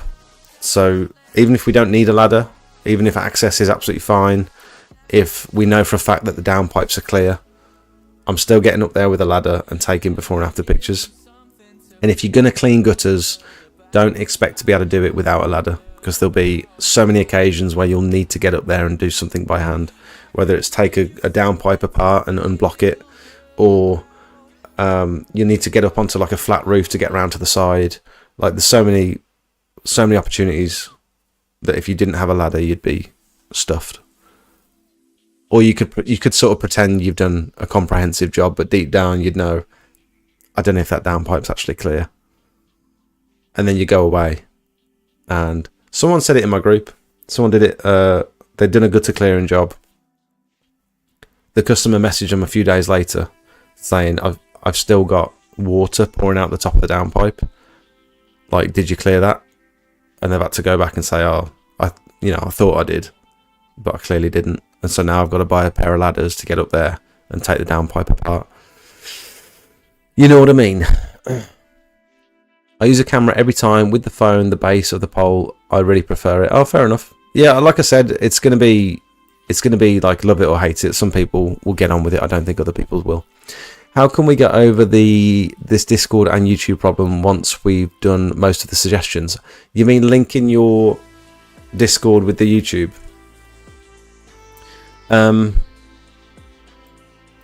You know, it generally really is to do with you linking the correct email address. So whatever email address you're logged into YouTube with now,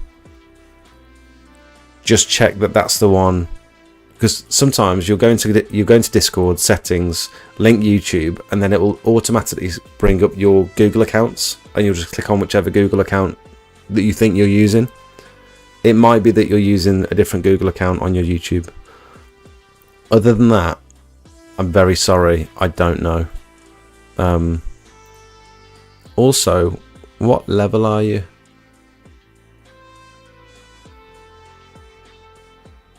I might be able to sort this right now. 2 seconds.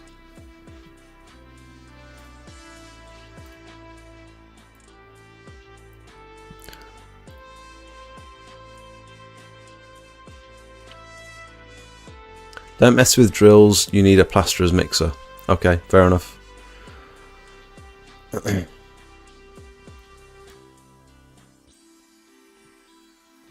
Rock salt is that you use on ice. Okay, so if you're gonna do some like gritting and stuff, same sort of stuff.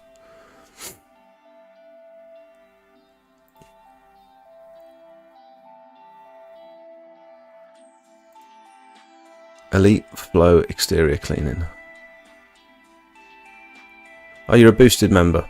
Okay, so yeah, it shouldn't be an issue. Can you message me on Instagram or Facebook or WhatsApp, and I'll try and get that sorted for you tonight.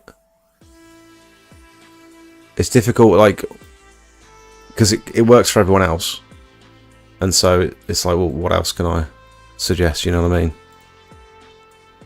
And if it's not working, I'll just refund your membership or whatever. If you really can't get it to work, you know what I mean?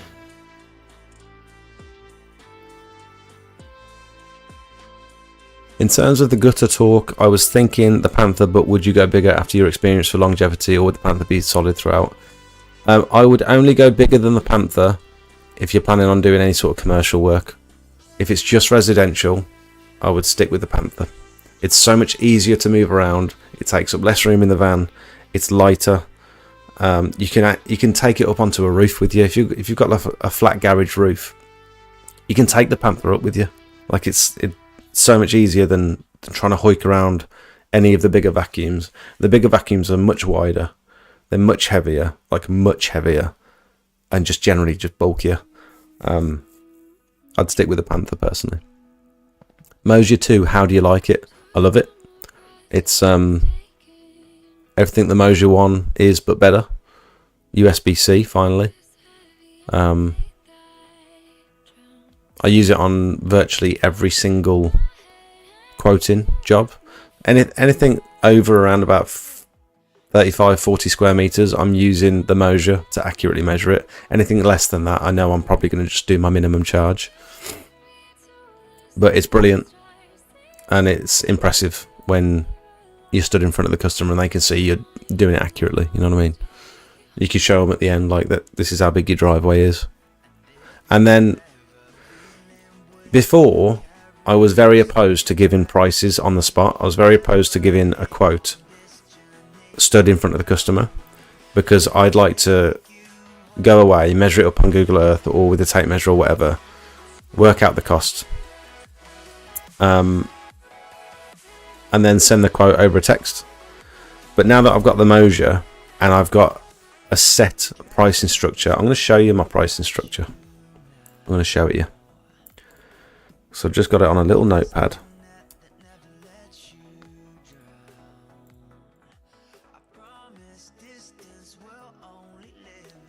So this is a work in progress, but this is sort of what I'm working with. So when it comes to price per square meter, I'm trying, like, all the sort of specialist stuff, like the sealing, concrete sealing, tarmac sealing, different levels of sealer, so all different sealers are different prices and stuff. Repointing with Titan, repointing with just the screw fix one, decking wash and a biocide application. So now that I've got these and I've got all my base prices for just washing tarmac or washing decking or whatever, now that I've got that, I can just give the customer the price on the spot. So your driveway is 100 square meters and it's block paving, so I charge £4 per square meter including the resand. So what you're getting for £400 is, we're going to pressure wash the driveway, we're going to do a full chemical treatment on it, and then we're going to come back on a dry day and brush some sand into it. So now I've got £4 per square meter in my head and I've got the exact measurement. I don't need to work anything out, it's just I times that by the area. And I would advise anyone to start structuring your prices. So gutter clearing, conservatory cleaning, which I'm not so good at pricing at the moment because I've not got a structure for it.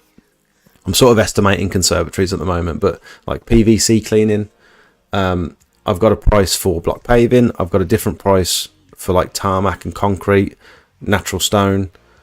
I've got a separate price for just soft washing instead of actually full pressure washing. I'd advise anyone to get a structure as soon as possible because it has made my life so much easier. The one thing it hasn't aided in is I like to do a breakdown for the customer. So I'll say, say I'm doing a big repointing job. This is how much you're paying for me to clean it. This is how much you're paying for me to do the stain removal because you've got some rust patches. This is how much the materials are for the jointing compound. And then this is how much the labour is for us to grind and repoint the patio. So instead of saying £15 per square metre, this is your price, I've now got to try and figure out, I've got to like subtract it from the total and figure out how much I'm charging for each service. Or I could just stop doing the breakdown, but my customers have always liked the breakdown. They've always given me feedback to say, thanks for breaking it down. You know, I'll just go with these two services. If you don't break it down, they'll just say, that's a bit too expensive, sorry. Or my mum was the one that got me doing this in the first place because she had two people.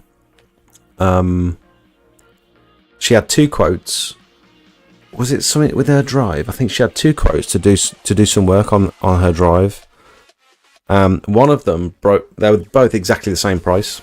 One of them broke everything down and the other one didn't. And the only reason that she went with the one over the other was because she could see exactly what she was paying for. Materials, labour, and they sort of explained the process. The other person just gave a price.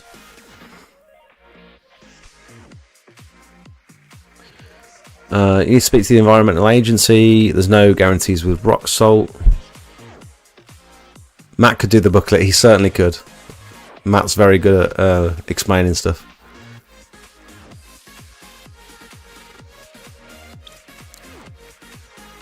How do I join the Discord? If you're on iPhone, if you're on an Apple device, you might not see the join button.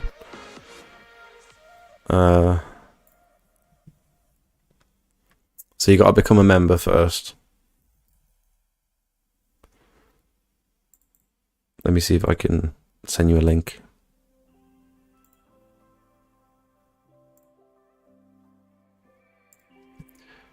Right, I'm going to post a link in the chat. So if you're on iPhone, you'll have to go through this link rather than yeah.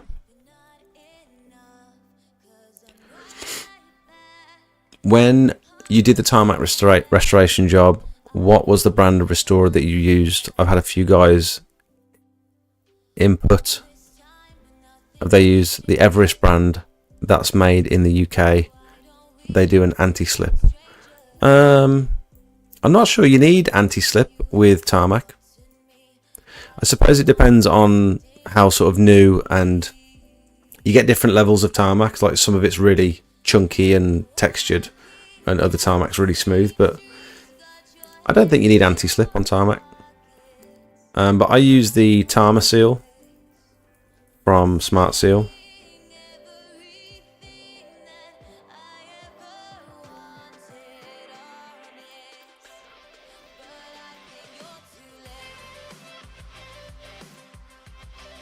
This one.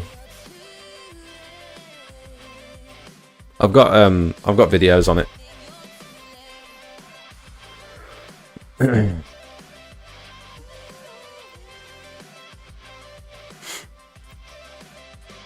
If you have a look on my channel, this is the biggest one we'd done about a month ago, and there are multiple others on my channel a bit further back, I think. Should be. The salt that's used on roads is no longer actually salt, it's something else. You might find that it does need a PA1 and PA6. Alright.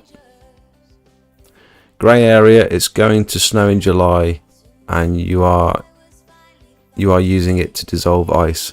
It's going to snow in July and you're using it to dissolve ice. I don't know what you mean.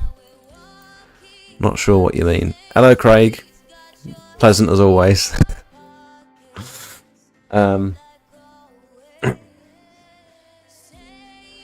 What was I going to talk about?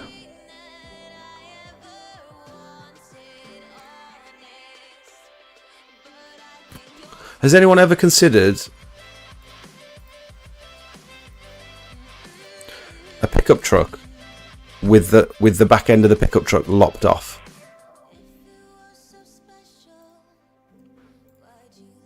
Because I saw one on the motorway the other day, and it's exactly what I'm thinking about.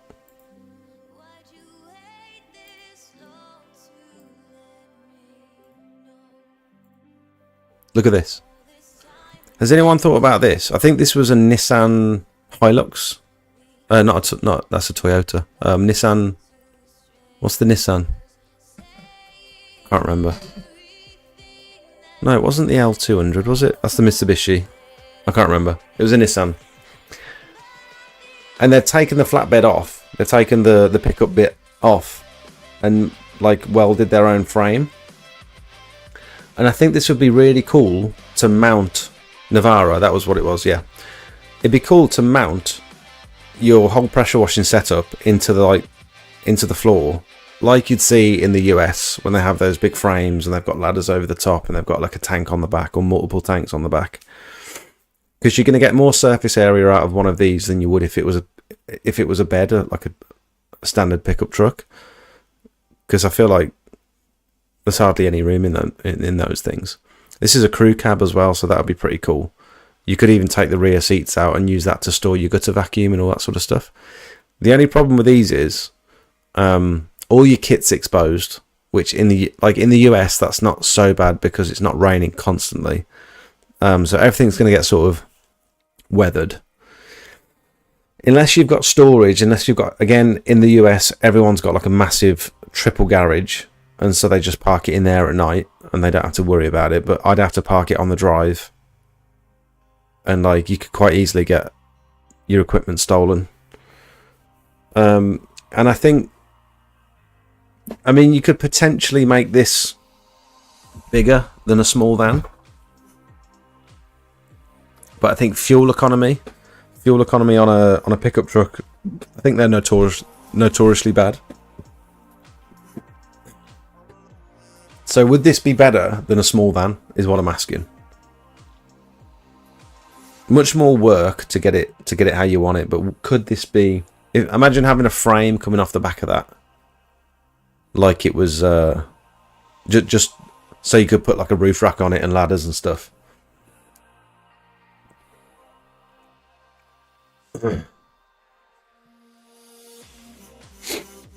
Just melt the snow with the flamethrower so no salt needed. More ideas coming soon.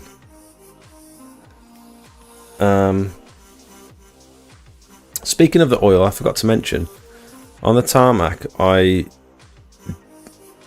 For anyone that's been looking for an oil remover for Tarmac, because Synergy apparently isn't safe on Tarmac, and like you can't use Oil Clear Pro on Tarmac either.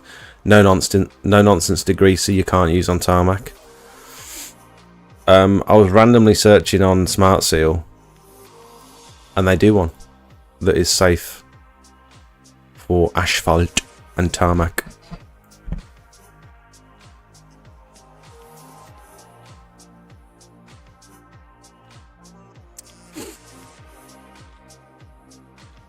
I wonder if you put it on neat. Biodegradable apparently. Will not erode or degrade the tarmac. Shake container to put the bacteria into suspension. Ooh. Water wet the oil stain before applying the oil remover. Apply neat on the oil stain, brush in and leave for a minimum of 1 hour. For bad old stains, apply the product and cover the affected area for a few days prior to removal. Water rinse to remove the residue. And if required, an absorbent powder. Sweep up and dispose of accordingly. Oil stains degrade tarmac and asphalt, leaving behind an etched surface which appear as a dark stain that cannot be removed. Oh, I didn't know that. See, it's little diddle daddles. No, what's it called? Not nitpicks. Little tidbits. Little tidbits of information. Just by having a little deep dive that you'll. I did not know that. I didn't know oil stains actually etch the surface. Another string to me bow. You know what I mean? My body is dead. How are you feeling, Steve? Have you been doing some roof cleaning by any chance? Regarding pickups, no. I'll send you some pictures of a little fire appliance we have. A Hilux, not good at all. No space, limited weight. A van is much easier. A fire appliance.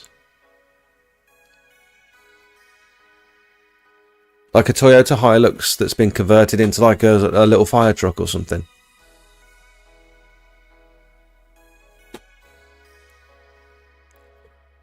I've eaten my body weight in chicken and fried rice. You don't like the idea of a pickup, Steve? Okay, fair enough. Fair enough. Fine.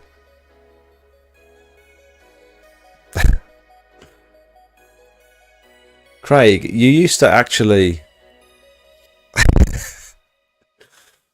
you used to actually contribute, and now you just, like, talk absolute bollocks. I think you've got busy, that's what it is. You've got too busy for little old us. And you just come here and insult me. You're a funny boy. I need to sneeze.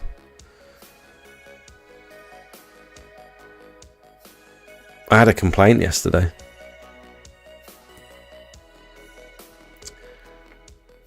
Last night, a lady texted me, and one that we'd done recently, and said, I've done my washing up and my drain is blocked.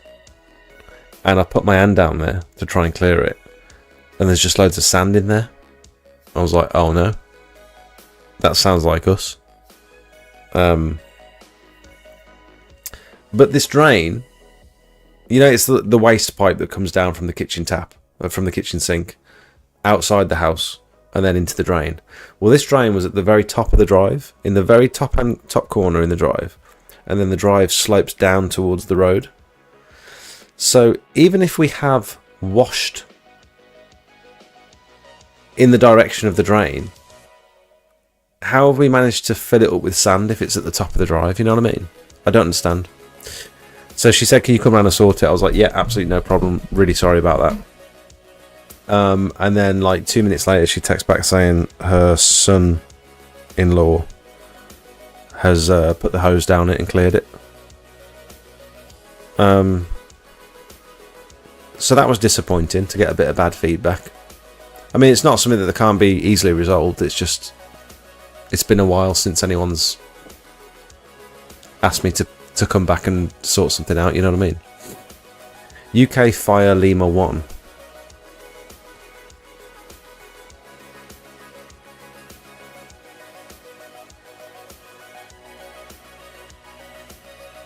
You've got one of these. That's not a Hilux.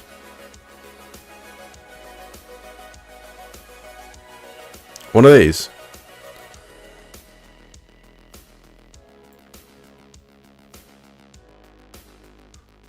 Oh, that's cool though. Is it one of these? Something like that? No, I didn't want to do that. Open image in new tab.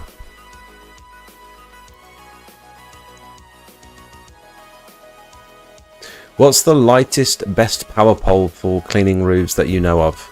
I'm not the person to ask about roof cleaning equipment. I like my GVS power pole. Not sure, mate. Sorry.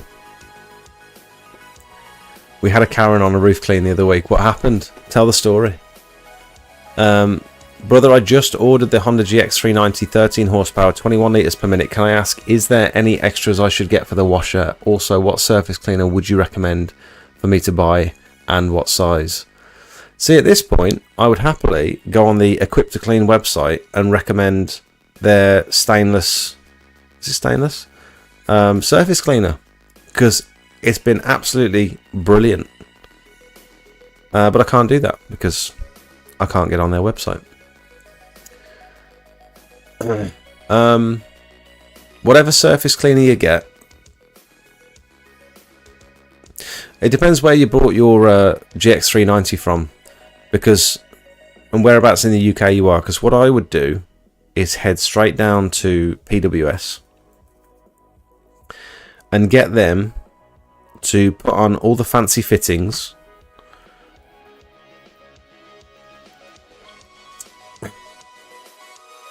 That allow you to use the ST2600, so they can put on the beefier quick release fittings that are going to last a hell of a lot longer.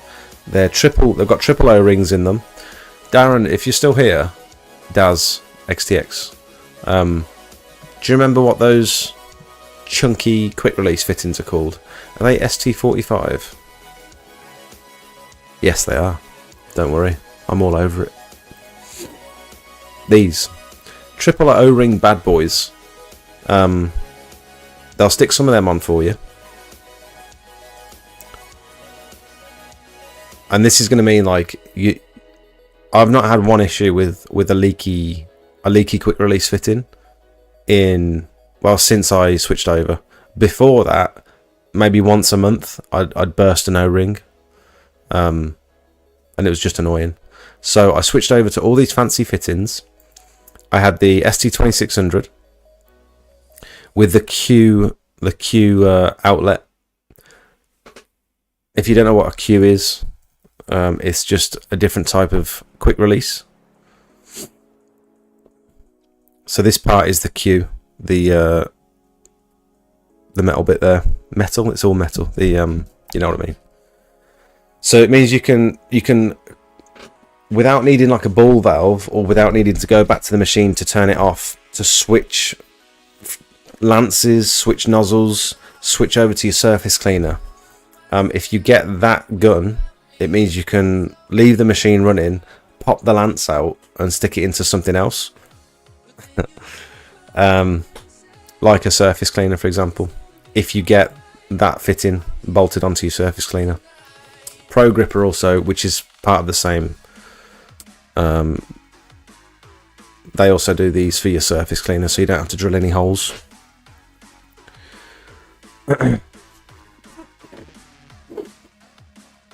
That's what I'd do. If you've got a brand new setup and you've not got fancy fittings on it. The other thing I'd do is get yourself a turbo lance. So rather than having a turbo nozzle that you pop in via like a quick release, like a 1/4 inch quick release, instead of doing that, you're going to have so much vibration coming down the lance. I would have two lances. I'd hard fix a turbo nozzle, screw that onto the end of one lance, with the Q fitting on the other end, so you can just pop it in and out the trigger. And then I'd have another lance with a 1/4 inch quick release fitting for all of your different fan nozzles or your rinse down nozzles. I go through all of this in this video here, upgrades and technical chat with PWS. That was posted 11 months ago.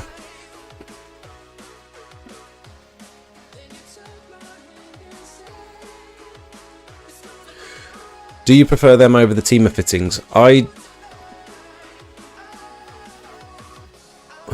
think I was supplied the MTM fittings, which are similar to the Teamer fitting. I think there's a very slight size difference in them, but I think they all do. Those premium fittings all do a very similar job. Triple O ring, big beefy quick release. Rather, it's not a mini, it's not a MIDI. It's a, I think they're called chunky boys. I think that's the technical name for them. So I started out with the MIDI ones when I first got my machine from Equip to Clean, because that most machines just come with the MIDI ones. I think that's the worthwhile upgrade if you want to deck out your machine. You should really be using a kneeling pad, £8 from Screwfix, for anything that you have to be on your knees. Manny, have you ever... Are you talking about repointing and stuff? Have you ever done repointing? The reason I ask is because 3 different people, including myself, so two different people that I've worked with. So Richard, that I've worked with, and Jakey. While doing the repointing, Rich brought his own kneeling pad, his sponge pad. And because you have to move around so frequently, it's more annoying to move around this dusty, spongy kneeling pad than it is just to not use one. So I concede your point about potentially having some knee pads, which I used. I did buy some knee pads. They were so uncomfortable and they weren't in the right place, so I kept missing them every time I knelt down. But if you go back and watch this one, totally unprepared, this video, huge repointing job, 250 square meters. I had knee pads in on that job, and you can see it in the thumbnail. Oh, I've just gone past it now. Damn it. In the thumbnail, you can see that the knee pad has shifted to one side, and I'm still just kneeling onto the floor. It's close, it's getting there, it's almost there. Almost there. This one. See the knee pad? It's here. Oh, God. I'm pointing to the screen, but you can't see where I'm pointing. The knee pad is off to one side, and my knee is touching the floor. They were crap. Absolutely rubbish. But if you've ever done repointing, you'll know that you move too frequently to want to carry this extra thing around with you. You've got the cables coming off your grinder, you've got the extension lead or the generator. The last thing you want is another thing to have to move about. You don't stay in one spot long enough to justify having a knee, like a kneeling pad like that. If anyone else has done repointing and you can comment on your experience, it'd be good to get multiple. I'd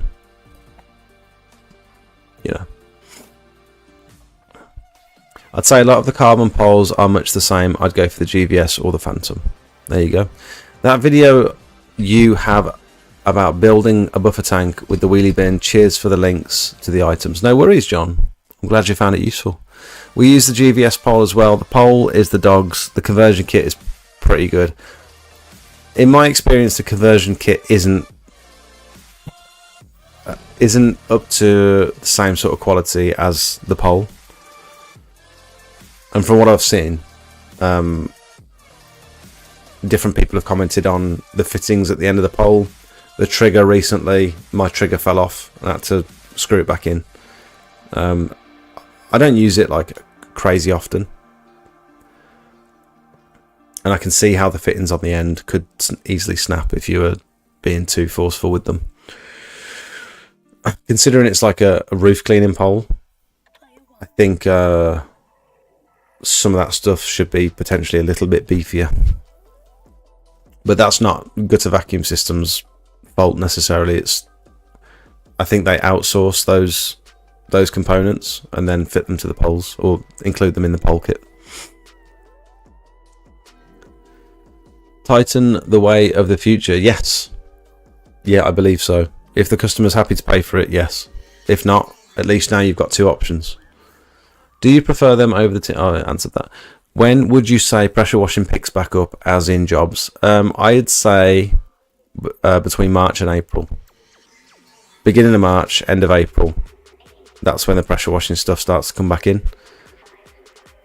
If you're doing commercial work, you can potentially pressure wash all year round. And if you do get commercial contracts, put that work in the winter if you can. Schedule it for the winter. So do the first one and say, if you want this done every year or every 6 months, try and make sure you do it in the winter. Because then you've on the quiet seasons, you're sorted.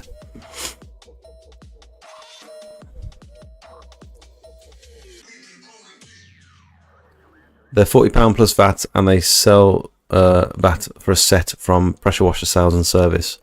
What are you talking about? £40 for a set. Oh, the fittings.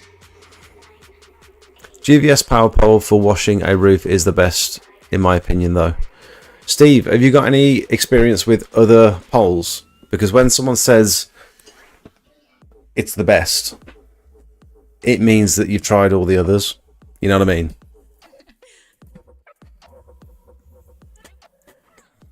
I hadn't even used my new surface cleaner. It fell over onto the floor and smashed up the £30 fitting straight away. No way. That's annoying. There's so many occasions where I've tried to cut a corner or do something too quickly or rush something, and I've broken whatever I'm using or damaged it to the point where I need to buy a new one.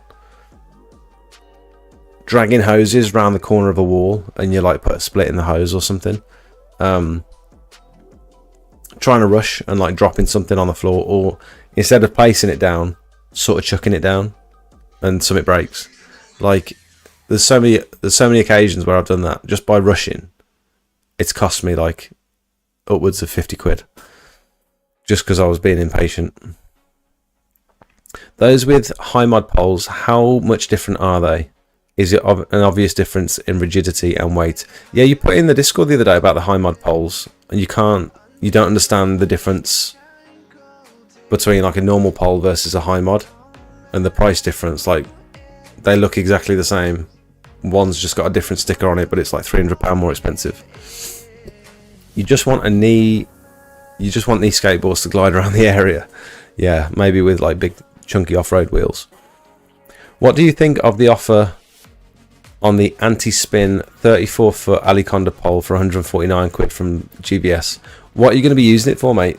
Is it for like roof scraping, or is it a water-fed pole, or is it just a scraping pole? I don't know. We gave one away on the channel.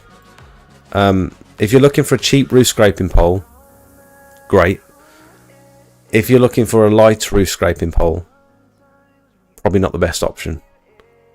I'm sure it's very stiff and very sturdy, and it'll do the job. And if you're on a budget, absolutely that'll probably be the one to get, and it'll probably pay for itself very quickly.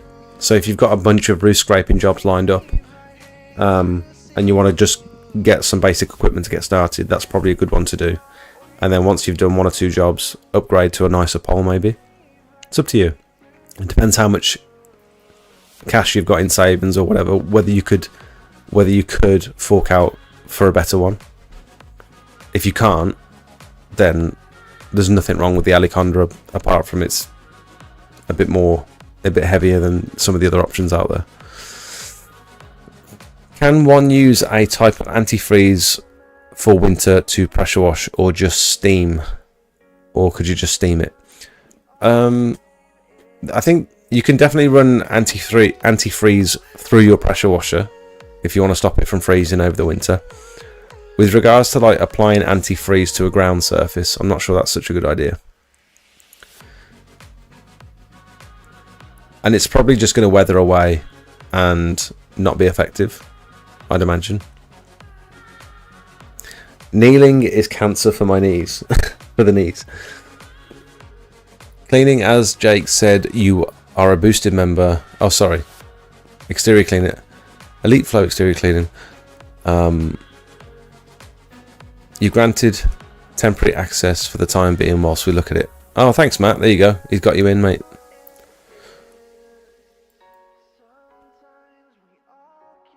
Awesome, thank you.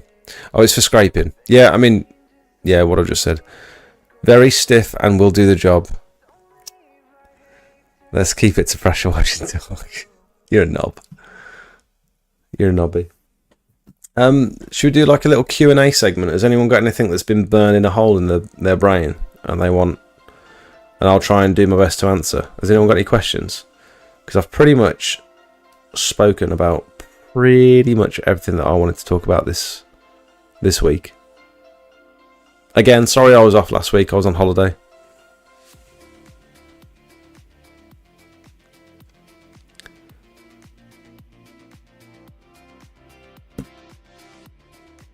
I've got a solution for most things in the Discord. Just need a bit of time to explore the problem.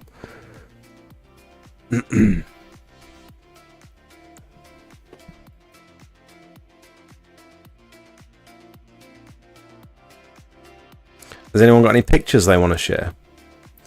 We don't often get like your guys's content like on the channel. Like, has anyone got any jobs that they're proud of or whatever? I'd like maybe we should do something like a giveaway with best before and after picture or something. I thought about that a long time ago. Also, we'd need to make sure that it's actually your photo, you know what I mean? So it could open up a world of...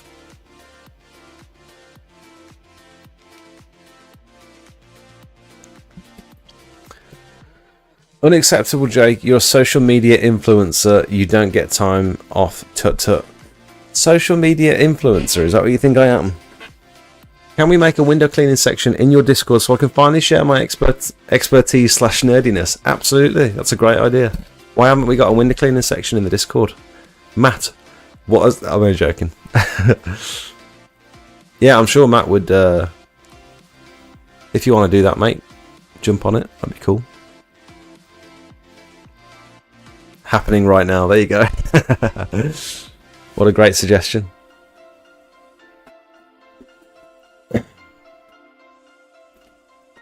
I have a question. When are we getting Smart Seal and Pure Seal codes? I've got a meeting with Nigel. I'm going to go and meet Nigel at the end of September. We're going to go and meet up in the service station and drink coffee, apparently. And so hopefully I can get a discount code out of him. What's the best conservatory cleaner? I'm chopping and changing and I can't choose or find a good one which is good on glass, roof and UPVC. Well, Anvil, I'm going to let you into a little secret. I don't know if you've seen me talk about this before, but there's a TFR out there. I don't know where you're from, but if you've got a... There you go, Dauntless is already talking about it. If you've got a GSF car parts near you, it's not on their website. You've got to go in store. But they stock a Drive Tech TFR. I've done a video about this. And it's the one that says... Cleaning windows without pure water. This one here, posted 7 months ago.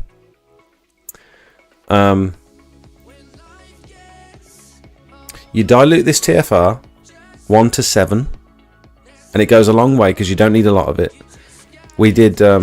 We used 20 litres of solution the other day.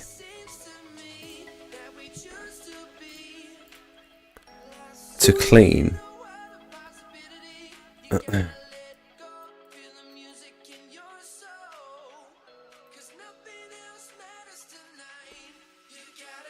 Oh, I didn't post it. Damn it. So there's quite a big house. I put about 2.5 litres of solution into my gardener backpack, and then topped the rest up with just tap water. And then I used it to clean the gutters, fascias, soffits, and all the windows and the frames on the entire house, and then rinsed it off with the pressure washer, just using the extendable lance. So it's just tap water we're rinsing it off with. And using this TFR leaves a perfectly streak-free sheeting finish like you get with pure water. So you don't want it to bead, you don't want the water to bead on the glass. Squeaky Clean Dave taught me this. There's a hydrophobic, which is the beading effect. You actually want the hydrophilic, which is sheeting off the glass. And you get that with this TFR. And I found not only does it sort of melt off some of the organic stuff, but it also leaves the glass and solar panels and stuff looking absolutely beautiful. We used it today on these solar panels. It's a perfect streak-free finish that you'd expect with like pure water.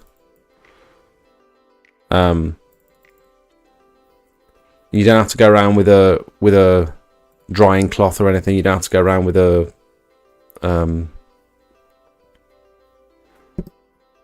squeegee or whatever.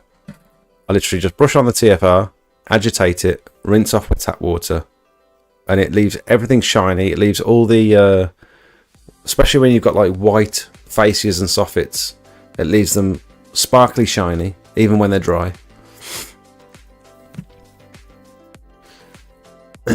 Has to be non-caustic TFR on PVC.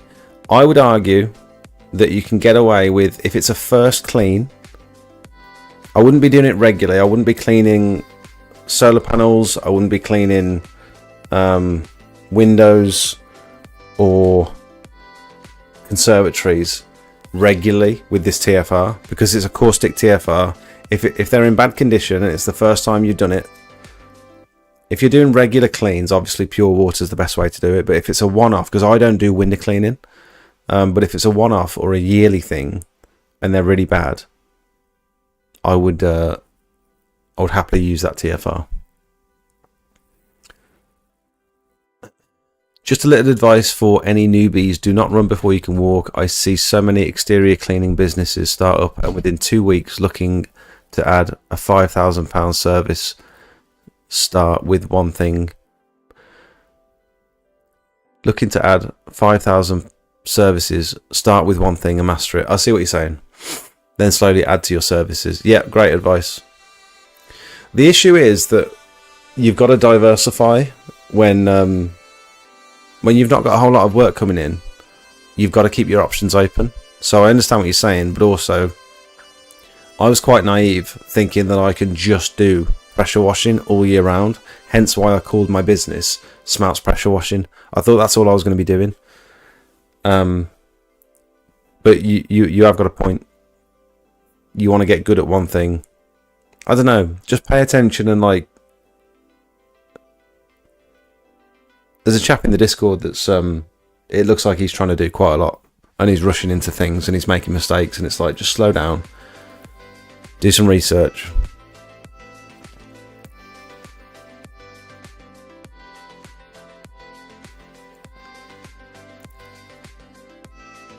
Good advice from Craig: get good at a particular service, then add as you go. Saves on cost too. As Jake mentioned earlier, buying everything cheap to offer every service is just going to leave your skin and no idea. I was up for like 4 seconds. It was up before like 4 seconds before Dauntless posted in the window cleaning channel. There's a good video somewhere with all types of poles secured next to each other at full reach, so you can see the difference in flex. I think that video was posted by NI. What's that?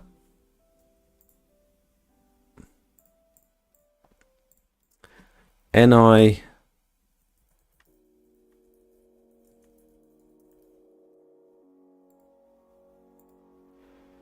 They're in Northern Ireland, aren't they?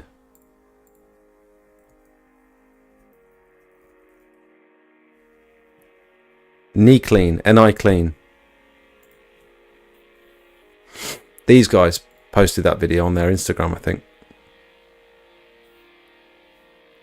Media. Yeah, that was a good video. It definitely was.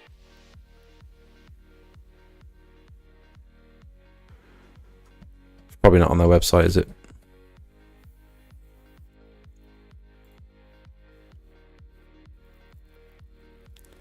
Can we go into the new window cleaning section in your Discord and look at how good pure water is? Pure?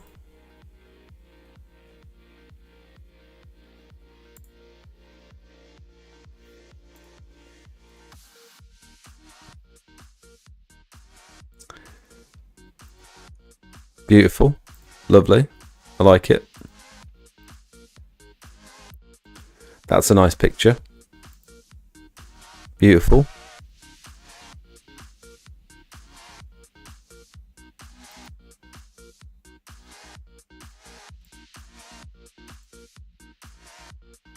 Oh, I've had to download the video to watch it, damn it.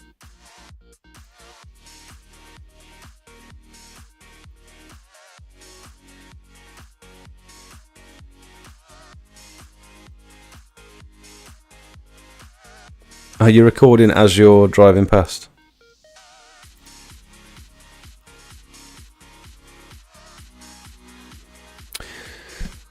Another thing as well is I've never used pure water because I've not got any filling stations that are local. So the reason I like to use this TFR is because I've literally got a GSF car parts next to my house. And I don't offer window cleaning regularly, and so I don't have to carry pure water around with me in barrels and like store it and stuff. I just need a couple of litres of this TFR and I can mix it in my gardener backpack with tap water, and I know I'm not going to run out because I've got, you know, you only need a little bit of this TFR and mix it with as much tap water as you like, basically. If I was to get a load of pure water, run out halfway through a conservatory clean, I'm literally stuck. There's nothing I can do. I've got to go out and get some more pure water and come back. Why don't you just buy 2 DI vessels and make your own? Because again, it's like extra equipment that I don't have room for, and I'd need a pure water tank then. There's all sorts of reasons why I don't want to get into like making my own pure water and stuff, mainly because I don't offer window cleaning. Although I am thinking at some point I would like to for the solar panel cleaning, if I end up doing something with that and taking it a bit more seriously, I'd like to make a hot pure water setup. I think that would be very cool to do. I've got a stain on me. Because then I could, instead of just doing a one-off solar panel clean, I could offer like 6 monthly solar panel cleaning. Because I wouldn't want to keep using TFR over and over again on solar panels. I'd only do it once to get them looking really good, and then after that I would have to use pure water.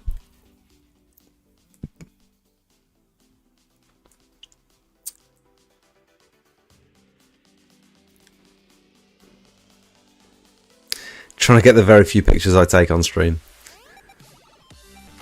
I see so many posts on Facebook groups of people that have a list of hundreds of things that they offer, and I've seen some of the work they do and it's horrifying. It's normally gardeners. It's normally gardeners that do garden clearances, and then they've got a pressure washer as well, and they also do hedge trimming, all that sort of stuff. Like, each one of those services is fairly specialist, I'd say. To do them well, pressure washing, hedge trimming, and tree surgery, all that sort of stuff. And then like garden clearances on their own. To do it properly, you need like a proper truck, and you need a waste carrier's license, and you need to be able to dispose of it. Like, you can't do all of it, especially as a one-man band. And so you're right, you see those people, they're doing work for very little money, and rightly so, because they're not producing fantastic results. And they're just going to work themselves. They're going to work themselves out of jobs. They're going to be working hard, making not much money, using crap equipment, producing rubbish results for customers that are never going to call them back.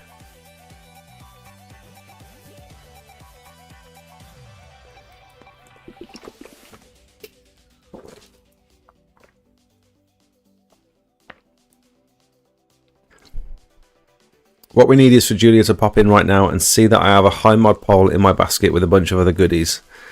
You think she's going to give you a discount? Jake, I'm from Ireland and wondered if there is any Irish people in your Discord. Yes, there are.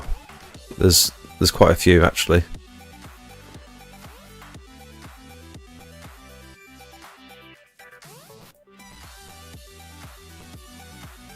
Ring her at 4 AM to make the extra impact. So I went to AC recently. Barry told me the engine was a Lonsin copy and not actually a Lonsin. He told me a 9 horsepower machine wasn't 15 litres per minute and the spec sheet on the site did not relate to my machine. Wait, what do you mean? Oh, this is your equipped to clean pressure washer.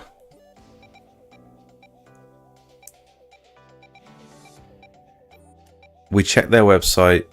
He said it was all bollocks. So the equipped to clean pressure washer that you bought, you took it to AC. Barry told you the engine was a Lonsin copy. It wasn't actually a Lonsin. And the 9 horsepower machine wasn't 15 litres per minute. And the spec sheet on the site did not relate to my machine. That's a very bold statement if that's true.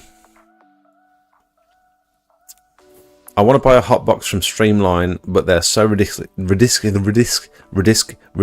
expensive. What do you need a hotbox for?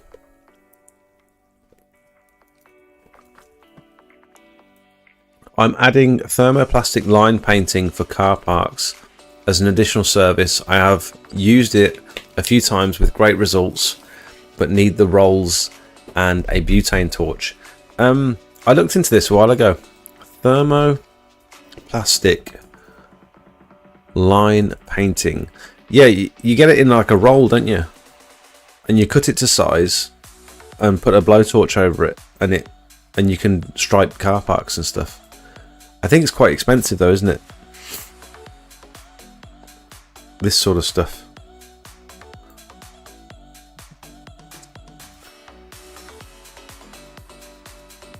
I bet it's probably better than paint. Like, this looks like the way to do it. Like, to roll it on with paint, doesn't it? That looks like the proper way to do it. But I would bet that this stuff actually lasts a little bit longer. It just seems thicker and more heavy duty.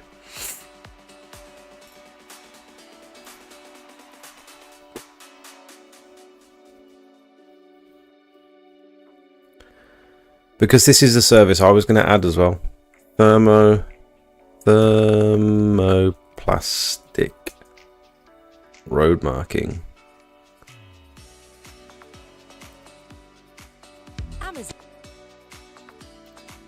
Still haven't got Amazon, YouTube Prime or whatever it's called. Stanley Knife chalk line sweeping brush, long reach gas torch, propane bottle, and primer.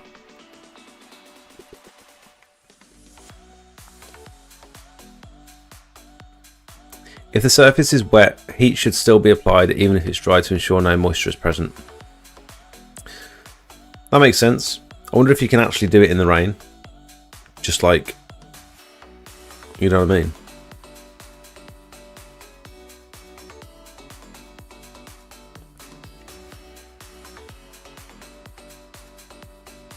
I mean, at this point, you'd probably be... Oh, he's priming it. I'd expect that in our industry, you'd probably be pressure washing the car park first. He's clearly not... He's not cleaned that. He's just swept it and put the primer on. And he's missing the line.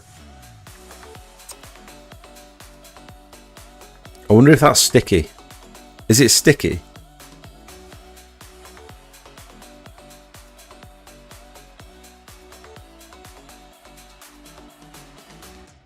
I bet it's probably a slightly adhesive, isn't it? And then you just go over it with a torch. See, two of you, one person placing everything down, and then another going behind with the gas torch. You could get this done in no time, couldn't you? But I think these rolls are quite expensive when I last had a look. Keep the gas torch moving to avoid burning the surface of the material.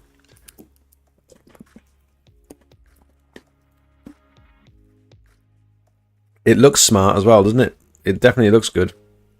Imagine, right? Jake watching a guy who hasn't finished the job yet. That was so true. Yeah, he just adjusted it and it was fine. Imagine cleaning a car park that's in relatively okay condition. Tarmac sealing it with some of the Tarmac seal stuff that I use, and then restriping it with this stuff. It could look incredible. Not cheap. The rolls are 5 meters long. And the other thing is, you're probably not going to do... You're not going to do intricate shapes with it, are you? You're not going to do like disabled bay stencils with it. But I mean, you could probably rent these butane bottle, like gas burners, can't you? I'd expect you'd be able to rent one of them for the day, and it wouldn't be... It's probably, what, 20-30 quid for the day?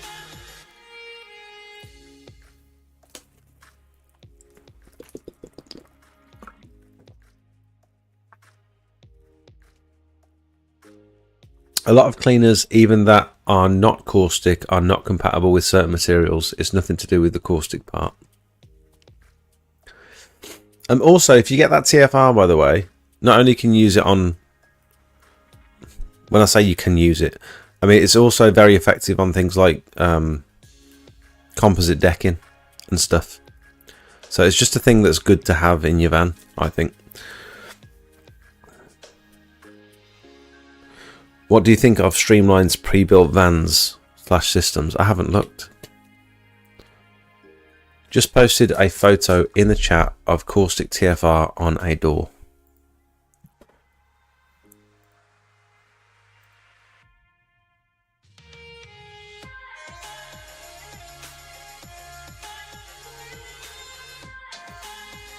Further to the TFR discussion, this was an early mistake made. This was caustic TFR, only use non-caustic.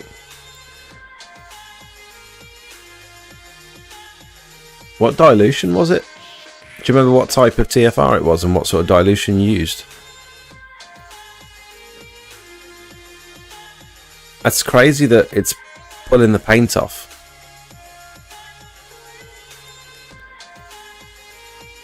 Like, I don't actually understand that, because you can use it on cars that are painted. I know it's going to be a different type of paint and stuff, but that seems very odd.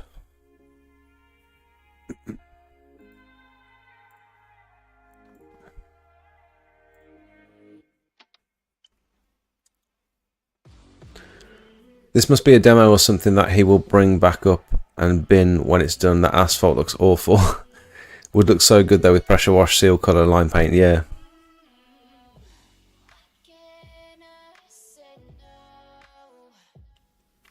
I never used caustic TFR, just why would anyone? I use it. Never had a problem. The reason I use it is because it leaves that lovely finish. Anti-slip. Oh, you can put some anti-slip in it. Looks like he's just pouring half a gallon of salt on there.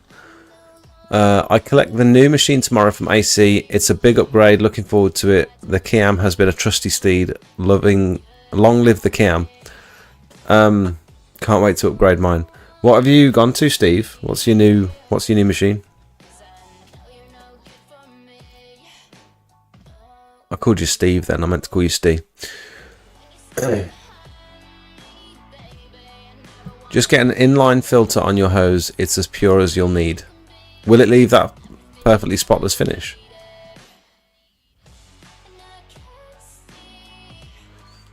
Jake's on water. I've had one coffee. I don't drink beer on the streams anymore. Generally. I had a wine a couple of weeks ago, I think. But yeah. He upgraded to a Karcher. Gonna get going. You're a legend, Jake. I'm always learning and love watching these streams. Oh, Manny, thanks. That's very kind. I'm glad that you find them useful.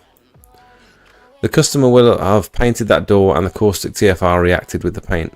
Is that a thing?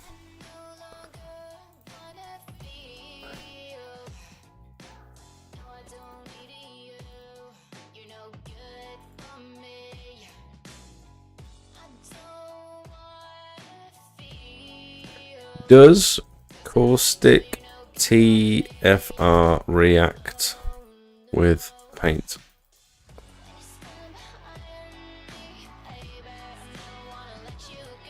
Yes. Traffic film remover can react with paint, especially if it's strong. High pH solution. TFRs are commonly used on vehicle cleaning to remove tough dirt, grease, traffic film. However, because they are often alkaline, they can strip or dull paint, particularly if used in high concentrations or left on the surface for too long. So that's what I was going to ask. Steve, what was the dilution ratio? What was the recommended dilution ratio?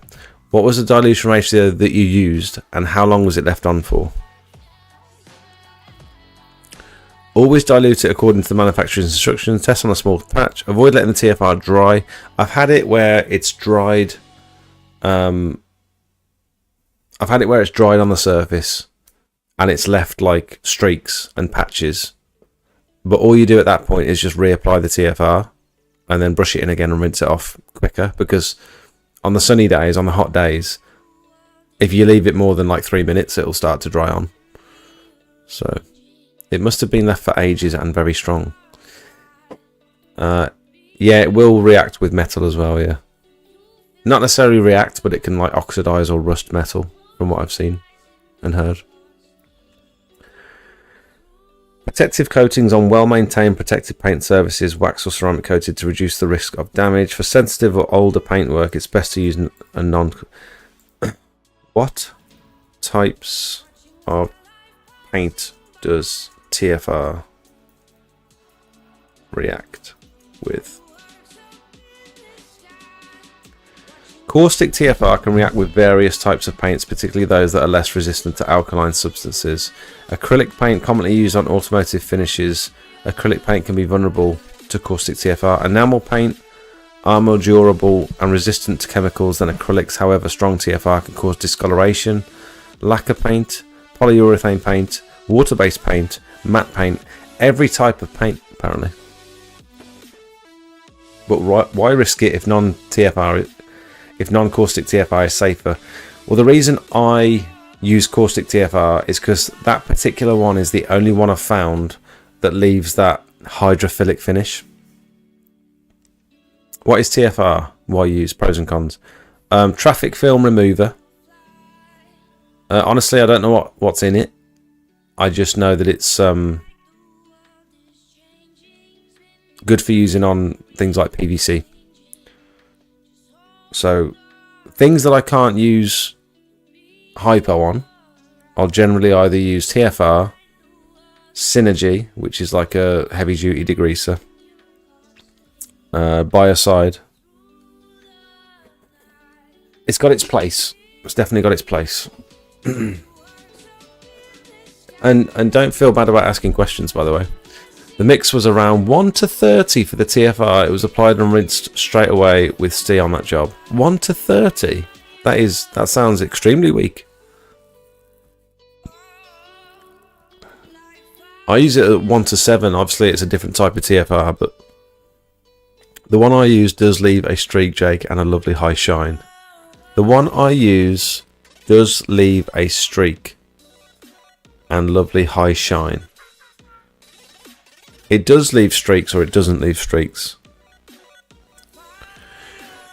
One of us was cleaning all the PVC with the on the properties, and the other was following behind, rinsing with just water. Okay. Do we want a technical nerd chat to discuss the science and composition of chemicals in the Discord? I could talk about chemistry all day. We already have one. We already have one. It's called Chemical Chat. We've literally got it right there. This is the nerdy area. It doesn't leave streaks, and it leaves a lovely high shine. Wayne, can you send me a link? Oh, you can't in the YouTube. Would you be able to send me a link on like Facebook or Instagram or something to the TFR that you use, or just tell me the name and I'll search it? Because I'd definitely be interested in trying a non-caustic option if there is one. Would you use it on things like conservatories? Yes. It helps sort of loosen up all the algae and all the chaff. It's like the other day when we were doing this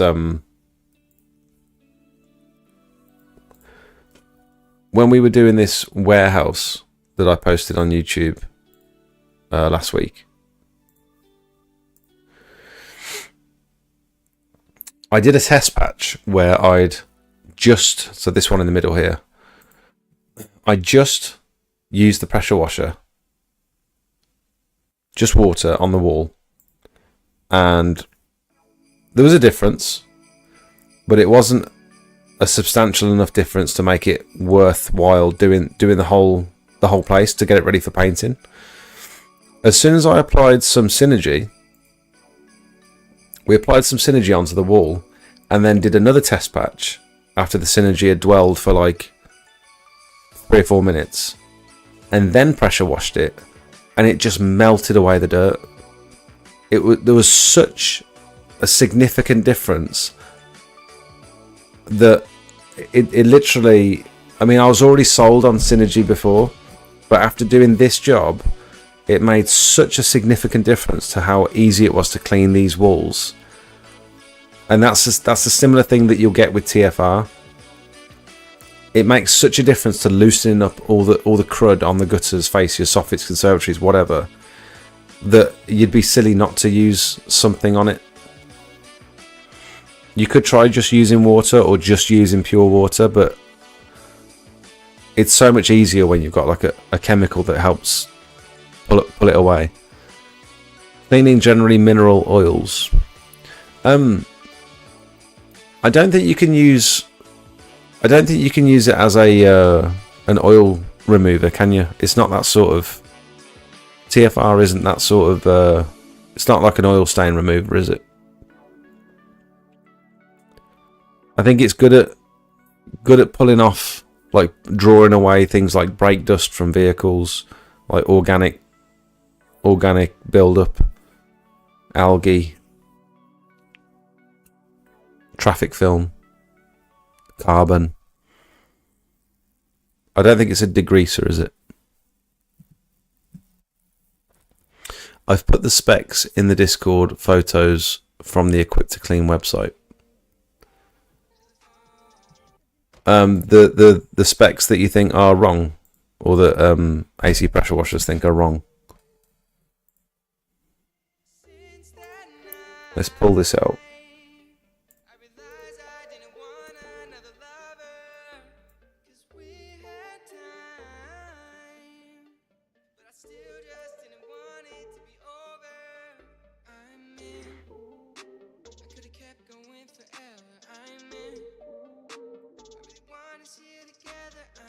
Oh god, this is annoying, sorry.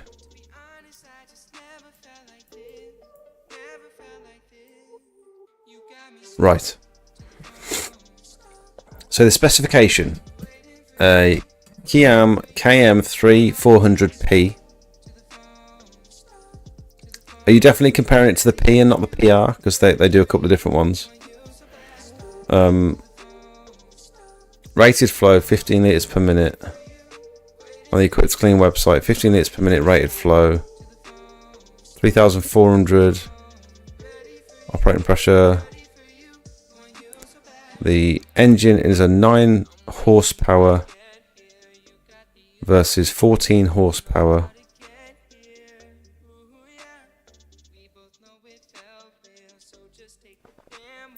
So the only thing that's different here, by the looks of it, is the horsepower.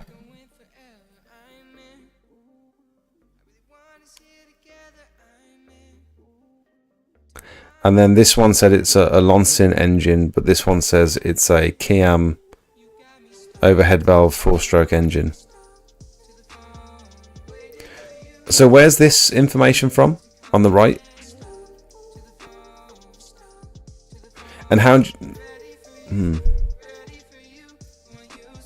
So this is clearly from the Equipped to Clean website, but where's this information from?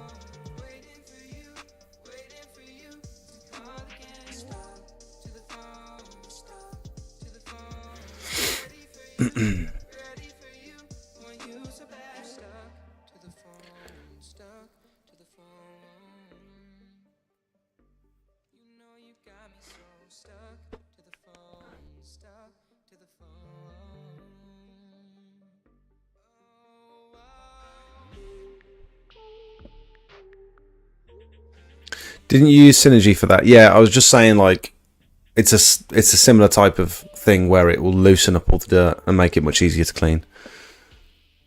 Sent it on Instagram. That was a very good video though. Risky right next to painted areas though. I would be worried the whole time. Yeah, I mean, we mitigated the risks as best as we could, and the owner was very happy for us to do it. Both are on Equipped to Clean as per bottom right hand of the image by the looks of it. What's on the bottom right of the image?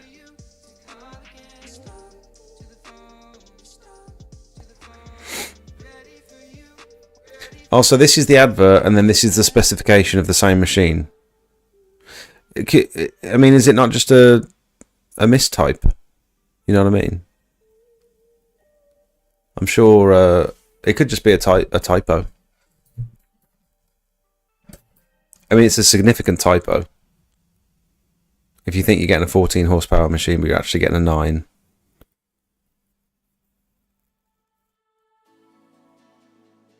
I'm sure they wouldn't brand it as a Lonsin engine. Both pictures have Equipped to Clean on it. Right, and yeah, I know what you're saying. Yeah. 3400p and the 3700p, but they are both apparently 15 litres per minute. You're blowing my mind. So is this two different machines? They're both apparently 15 litres per minute. I'm not sure what you're saying.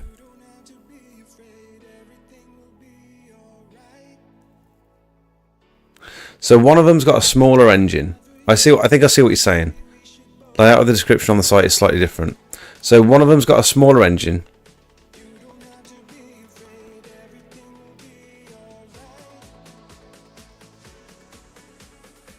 But they're both 15 litres per minute. I don't understand. So rated pressure. Max pressure.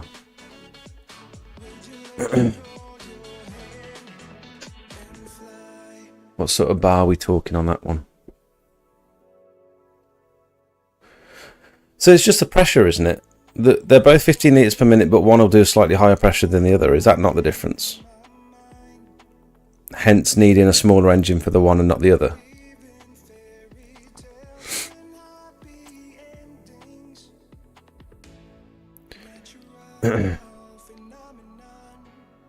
Can you do a breakdown of where you get your leads from, like what percentage from what channels? Yeah, I can try.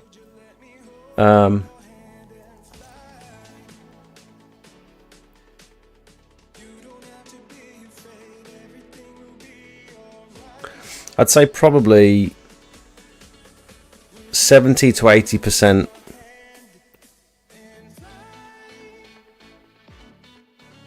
70 to 80% comes through Facebook. And I was going to say from previous customers as well, recommending their friends and family, but most of them were through Facebook as well. I'd say 10% comes through emails from the contact form on my website. Another 10% comes from people that have seen me on YouTube, TikTok, Instagram Reels, whatever, and they just send me like a WhatsApp message. I think I'm only up to about 90%, but yeah, Facebook is overwhelmingly the most, the thing that generates the most leads. The only thing I pay for with regards to advertising is just to host my website. So I don't pay any sort of, I don't pay for any Google adverts. I don't pay for any Facebook adverts. I don't do any leaflets really.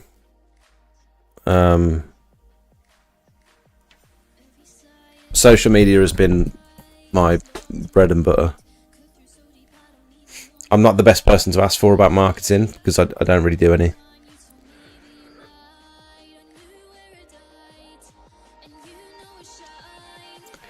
Hi mate, looking to get into pressure washing for two different petrol washers. Any kit I could add? I've got 5 different nozzles. I've got the 5 different nozzles. Have you got a turbo nozzle? For 2 different petrol washers, any kit I could add. What do you mean for 2? Looking into getting into pressure washing for 2 different petrol washers. I'm not sure what you mean by that. Why do you need 2 machines? I bought one. It broke down. Replaced with new one. One's a Rockwood and one's a Hyundai. Okay. Jay, do you feel like people are slow to reply on Facebook when they inquire? Do you push for their direct number first? So I've got a thing that I copy and paste now. And this sorts out the people that are just looking for they're wasting my time. They're looking for a quick price because they've seen one of my pictures or videos and they want to know if they can afford it or not. They're probably not going to get the work done anyway. And so what I do is I've got a message that says, thanks for getting in touch. It's not an auto response because I get so many different messages about different things. I can't just do an auto response for a quote for everyone because a lot of the time they're not after a quote. But what I'll do is, hi, thanks for getting in touch. I'll just copy it out of my notes and paste it and send it. Thanks for getting in touch. There's currently a 4-week wait on all services. If you'd like to continue, please fill in the contact form on my website with as much information as possible and I will get back to you very soon. And that means they have to click the link, put all their information in, because you can't click send on the contact form without making sure you've got your name, full address, phone number, and a description of the job that needs doing. And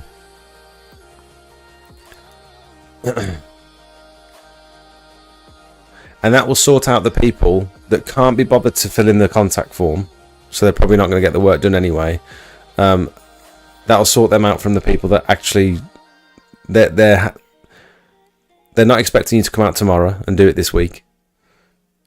They understand that you're busy because there's a bit of a wait, and they're happy to take the time to fill out the contact form and trust that you're going to get back to them.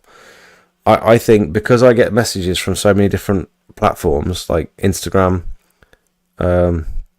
TikTok, Facebook, WhatsApp, I get phone calls, emails,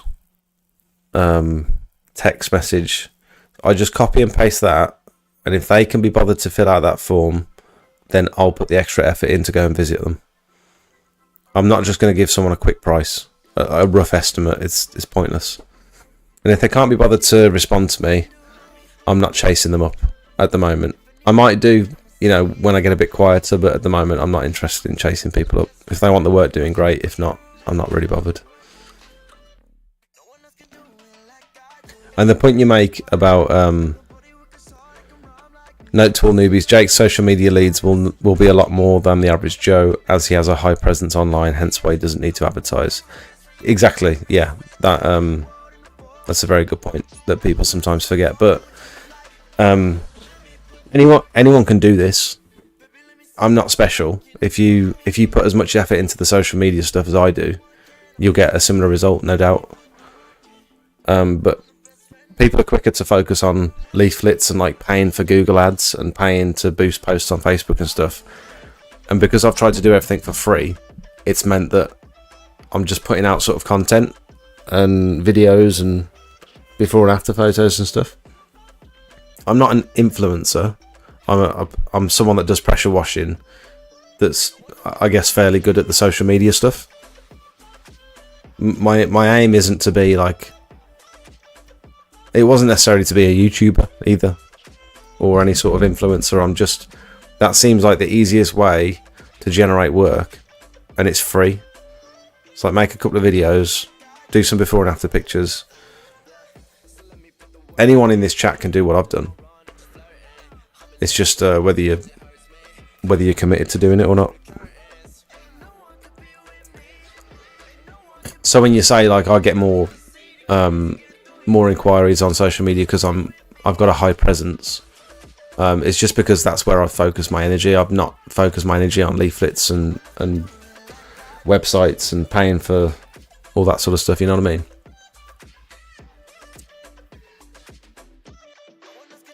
I have had one inquiry and lead to one job on Facebook all year. Facebook does nothing. Really? Are you posting? Are you active? Hi lads, literally just came across your channel and I tried to take your advice and focus on the litres per minute. So I bought a Clark PLS 13 horsepower, 16.5 litres per minute. Is this going to be okay for the first washer? Absolutely. 16.5 litres per minute is perfect for a first washer. I started out with an 11 litre per minute machine. Then I went to a 15, which was perfectly adequate. And now I've got a couple of silly machines that are a bit overkill, really. But I don't know if you've looked into a buffer tank, but at that flow rate, you're probably going to want a buffer tank as well. But yeah, you'll be absolutely fine with that machine, mate. Do you ever feel like due to it being online, you get messed around a bit? Scams or just people are rude, etc.?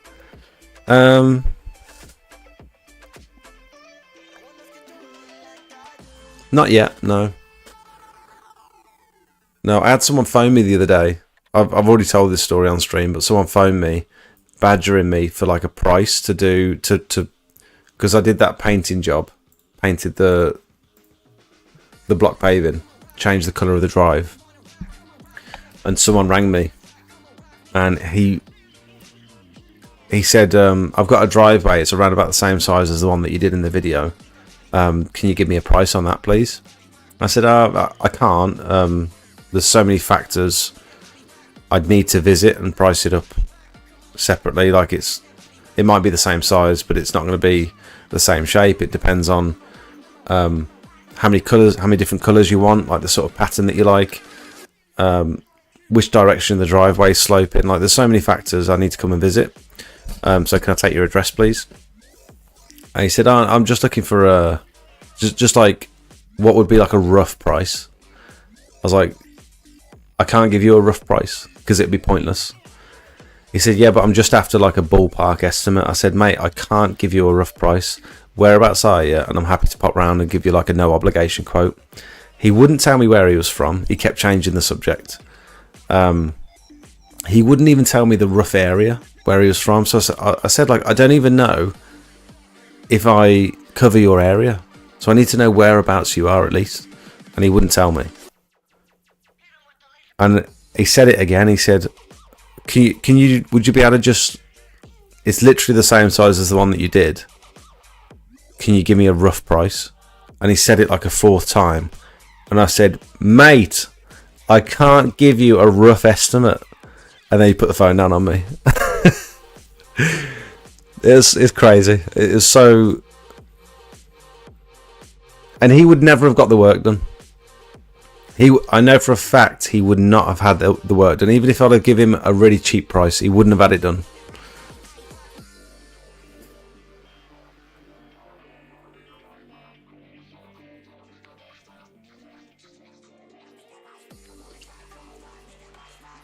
"45 people in the chat and only 19 likes." The 9 horsepower machine can't be 15 litres per minute apparently. Oh, okay.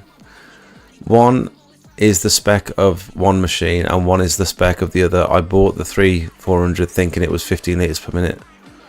I mean, have you tested it? You can literally test it.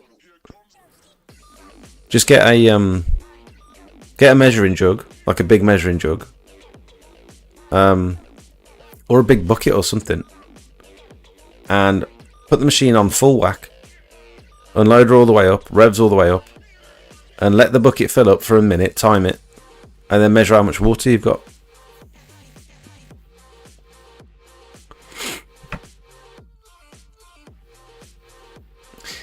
If you heard about Moja right when you started without getting sponsored, what would be the point when you decide to invest and buy one? If I was to answer that question honestly, I probably wouldn't, because I'm super tight and I would just make do without it. That doesn't necessarily mean that I don't find great benefit in it. You're different to me, and there's a lot of other people in the chat that are different, and we've all got different buying patterns, and we all invest our money slightly differently. Like I said at the beginning, like I buy things cheap, and I would just struggle. I would go without if I weren't sponsored by Moja. I'd just carry on attempting to measure up from Google Maps or struggling with a tape measure and stuff, because that's just my nature. I can't say how sort of... I mean, it's been incredibly valuable to me, and it's won me so much work. And so just... But I wouldn't necessarily go out of my way to purchase one. I don't think. Because I know me. And this is just full honesty. Someone else might find that they don't have enough work to justify purchasing one, and they'd rather spend that money on like upgrading their pressure washer or whatever, which I totally understand. Someone else might do quite a lot of commercial work, and that it'd be incredibly useful if you're doing a lot of commercial work to just go around and quickly measure up a site, send this PDF to your customer or your client. It looks extremely professional, very accurate. It's repeatable, so you don't get a different result every time. You know, you know.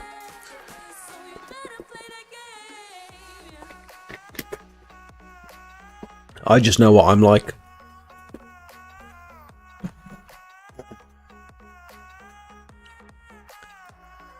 Oh god, I've just lost my place in the chat, damn it.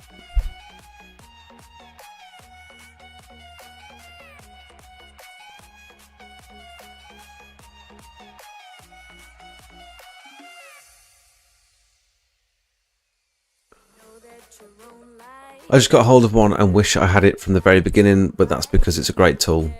Are you talking about the Moja, Matt? I started my business with leaflets, and in the first 10 months this gave me 90% of my leads. I now invest heavily on Google Ads, spending over £1,000 a month right now. I'm focusing on gutters and getting 1 to 2 leads a day. That's good. That's very good. But £1,000 a month on adverts, that is crazy. But I mean, if you're getting the work and it's like high ticket work, then it's working, isn't it? The Kiam 3400 is a 9 horsepower motor and not a 14 horsepower. I post about 12 groups regularly, once a week, little advert. Try not to be I'm trying not to. Okay. I can't read that. No bites on Facebook. Sounds like he was trying to quote someone else. Wanted to know what you were charging. Possibly. Yeah, maybe. He may be someone looking to get an idea on prices. Yep.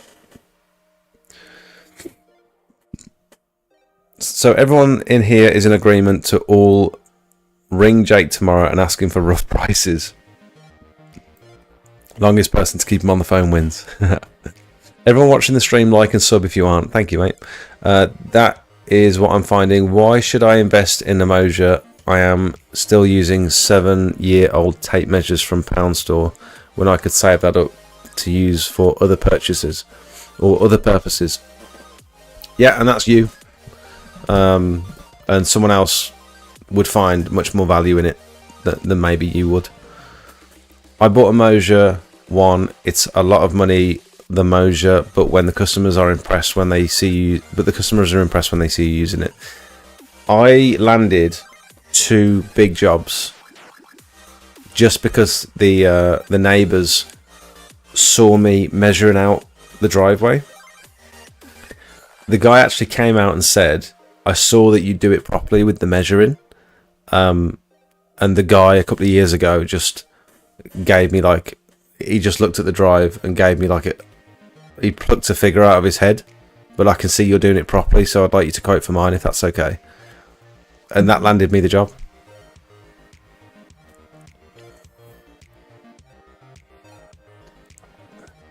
I've had people ring up saying the same thing in probably... it's probably a newcomer to the business. Yeah, maybe.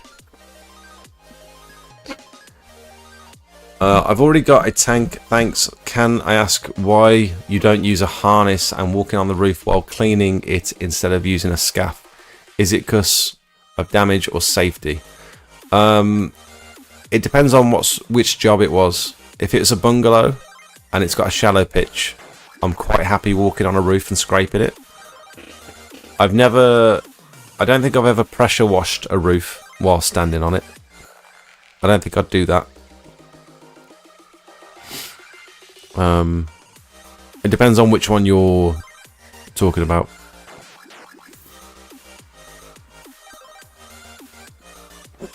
Gutter clients is easy to upsell to their driveway next year, etc. Plus it's recurring customer every year.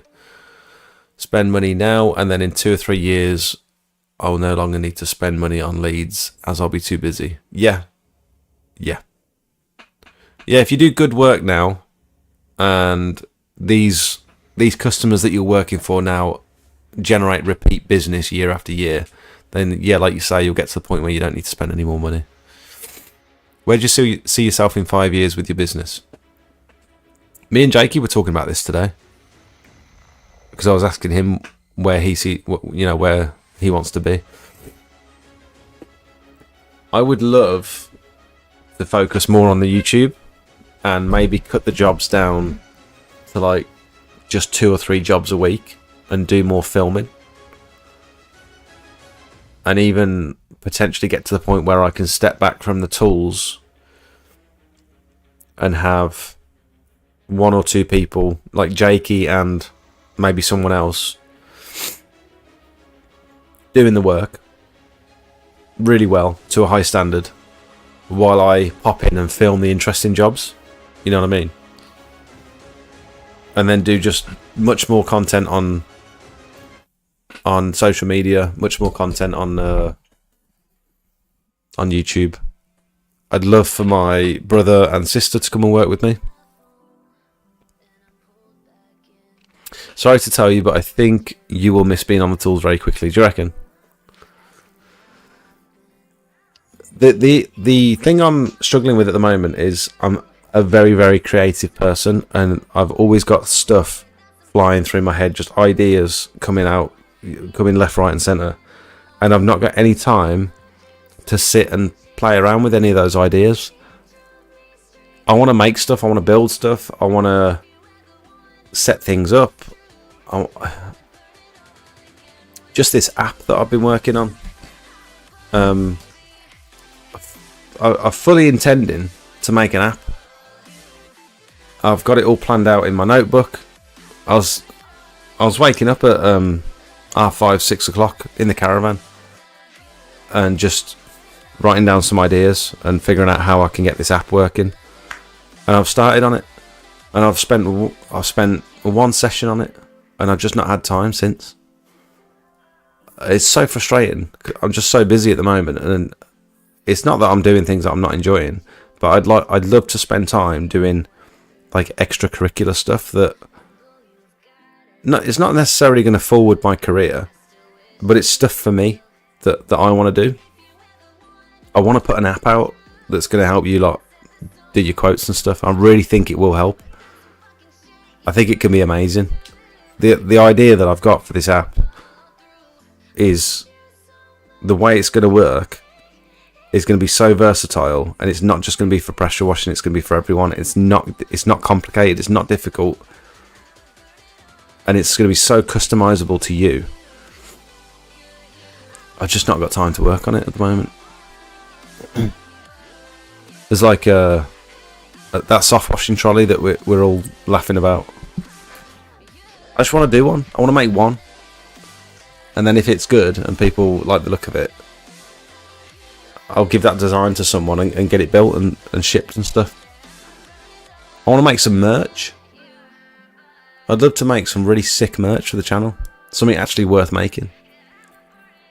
I want to go and get my van sign written. You know what I mean? Just all sorts of stuff. I want to do this sausage fest with Darren. I'm just really struggling to find time to do any of the stuff that I actually really want to do, which is a shame. However, saying that, Maya, my little girl, starts school for the first time on Wednesday, and for the longest time I've had responsibilities every Tuesday. So I have Maya all day every Tuesday, so I'm not working Tuesdays, I'm working Sundays instead. But now that she's going to school, I have to pick the kids up at 3 o'clock. I've got the rest of the day to myself. So that could be the first time in years that I'll have time alone where I've not got work commitments. I've not got childcare commitments. I can just explore my ideas. You know what I mean? So that'll be cool. That'll be interesting. What I'll probably end up doing is just working. I know what I'm like. I'll just end up getting antsy. If I don't plan my day, I'll end up responding to emails. I'll end up doing some quotes. I'll end up making some editing videos and stuff. And I'll probably end up losing that time. But what I want to do is be strict with myself and have that time just for tinkering or thinking. There's so much to be said for thinking. I'm reading this book. I wasn't going to mention it, but this deep work just explains the importance of being able to take yourself away to a secluded place with zero distraction, no phone, no TV, no people, and just having time to think and explore ideas and make progress undistracted. You can unlock so much by focusing on a task, something that you actually want to get done, and completing it without distractions. The end product would be so much better. It's like video editing. If I could get into a real routine of having the 2 hours every morning before everyone else wakes up, from 5:30 till 7:30,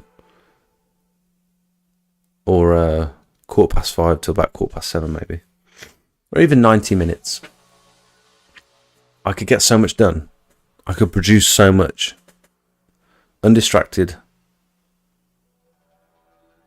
No commitments. I don't have to do anything. I don't have to go and make myself some breakfast. I don't have to make coffee. I don't have to brush my teeth. I don't have to get dressed. I don't have to have a shower. I can just sit and do some deep work, you know what I mean? Anyway.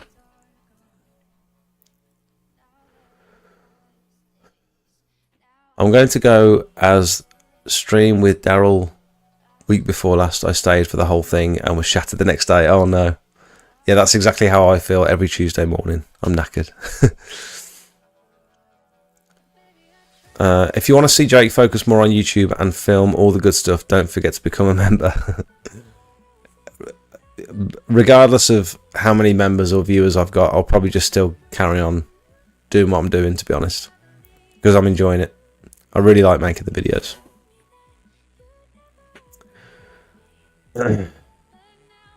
Horses for courses. I use a tower. Some people walk on them. You can hire a tower for the first few jobs.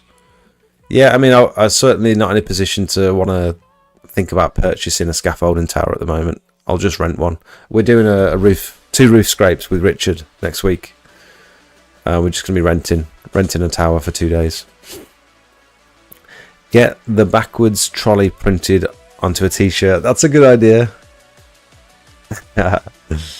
My little one starts on Wednesday. Has it been daddy daycare for you during the 6 weeks holiday?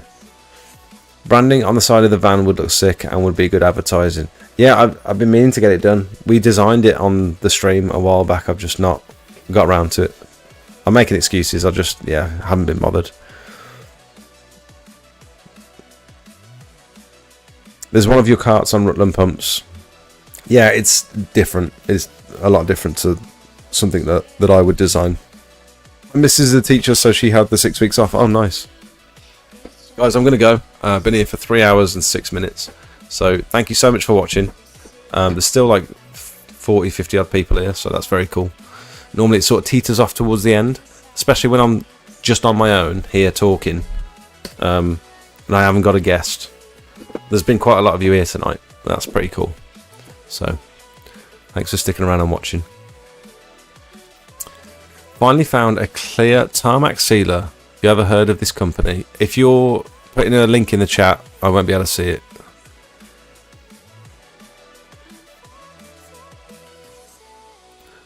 I do a gutter each morning and every evening before and after working.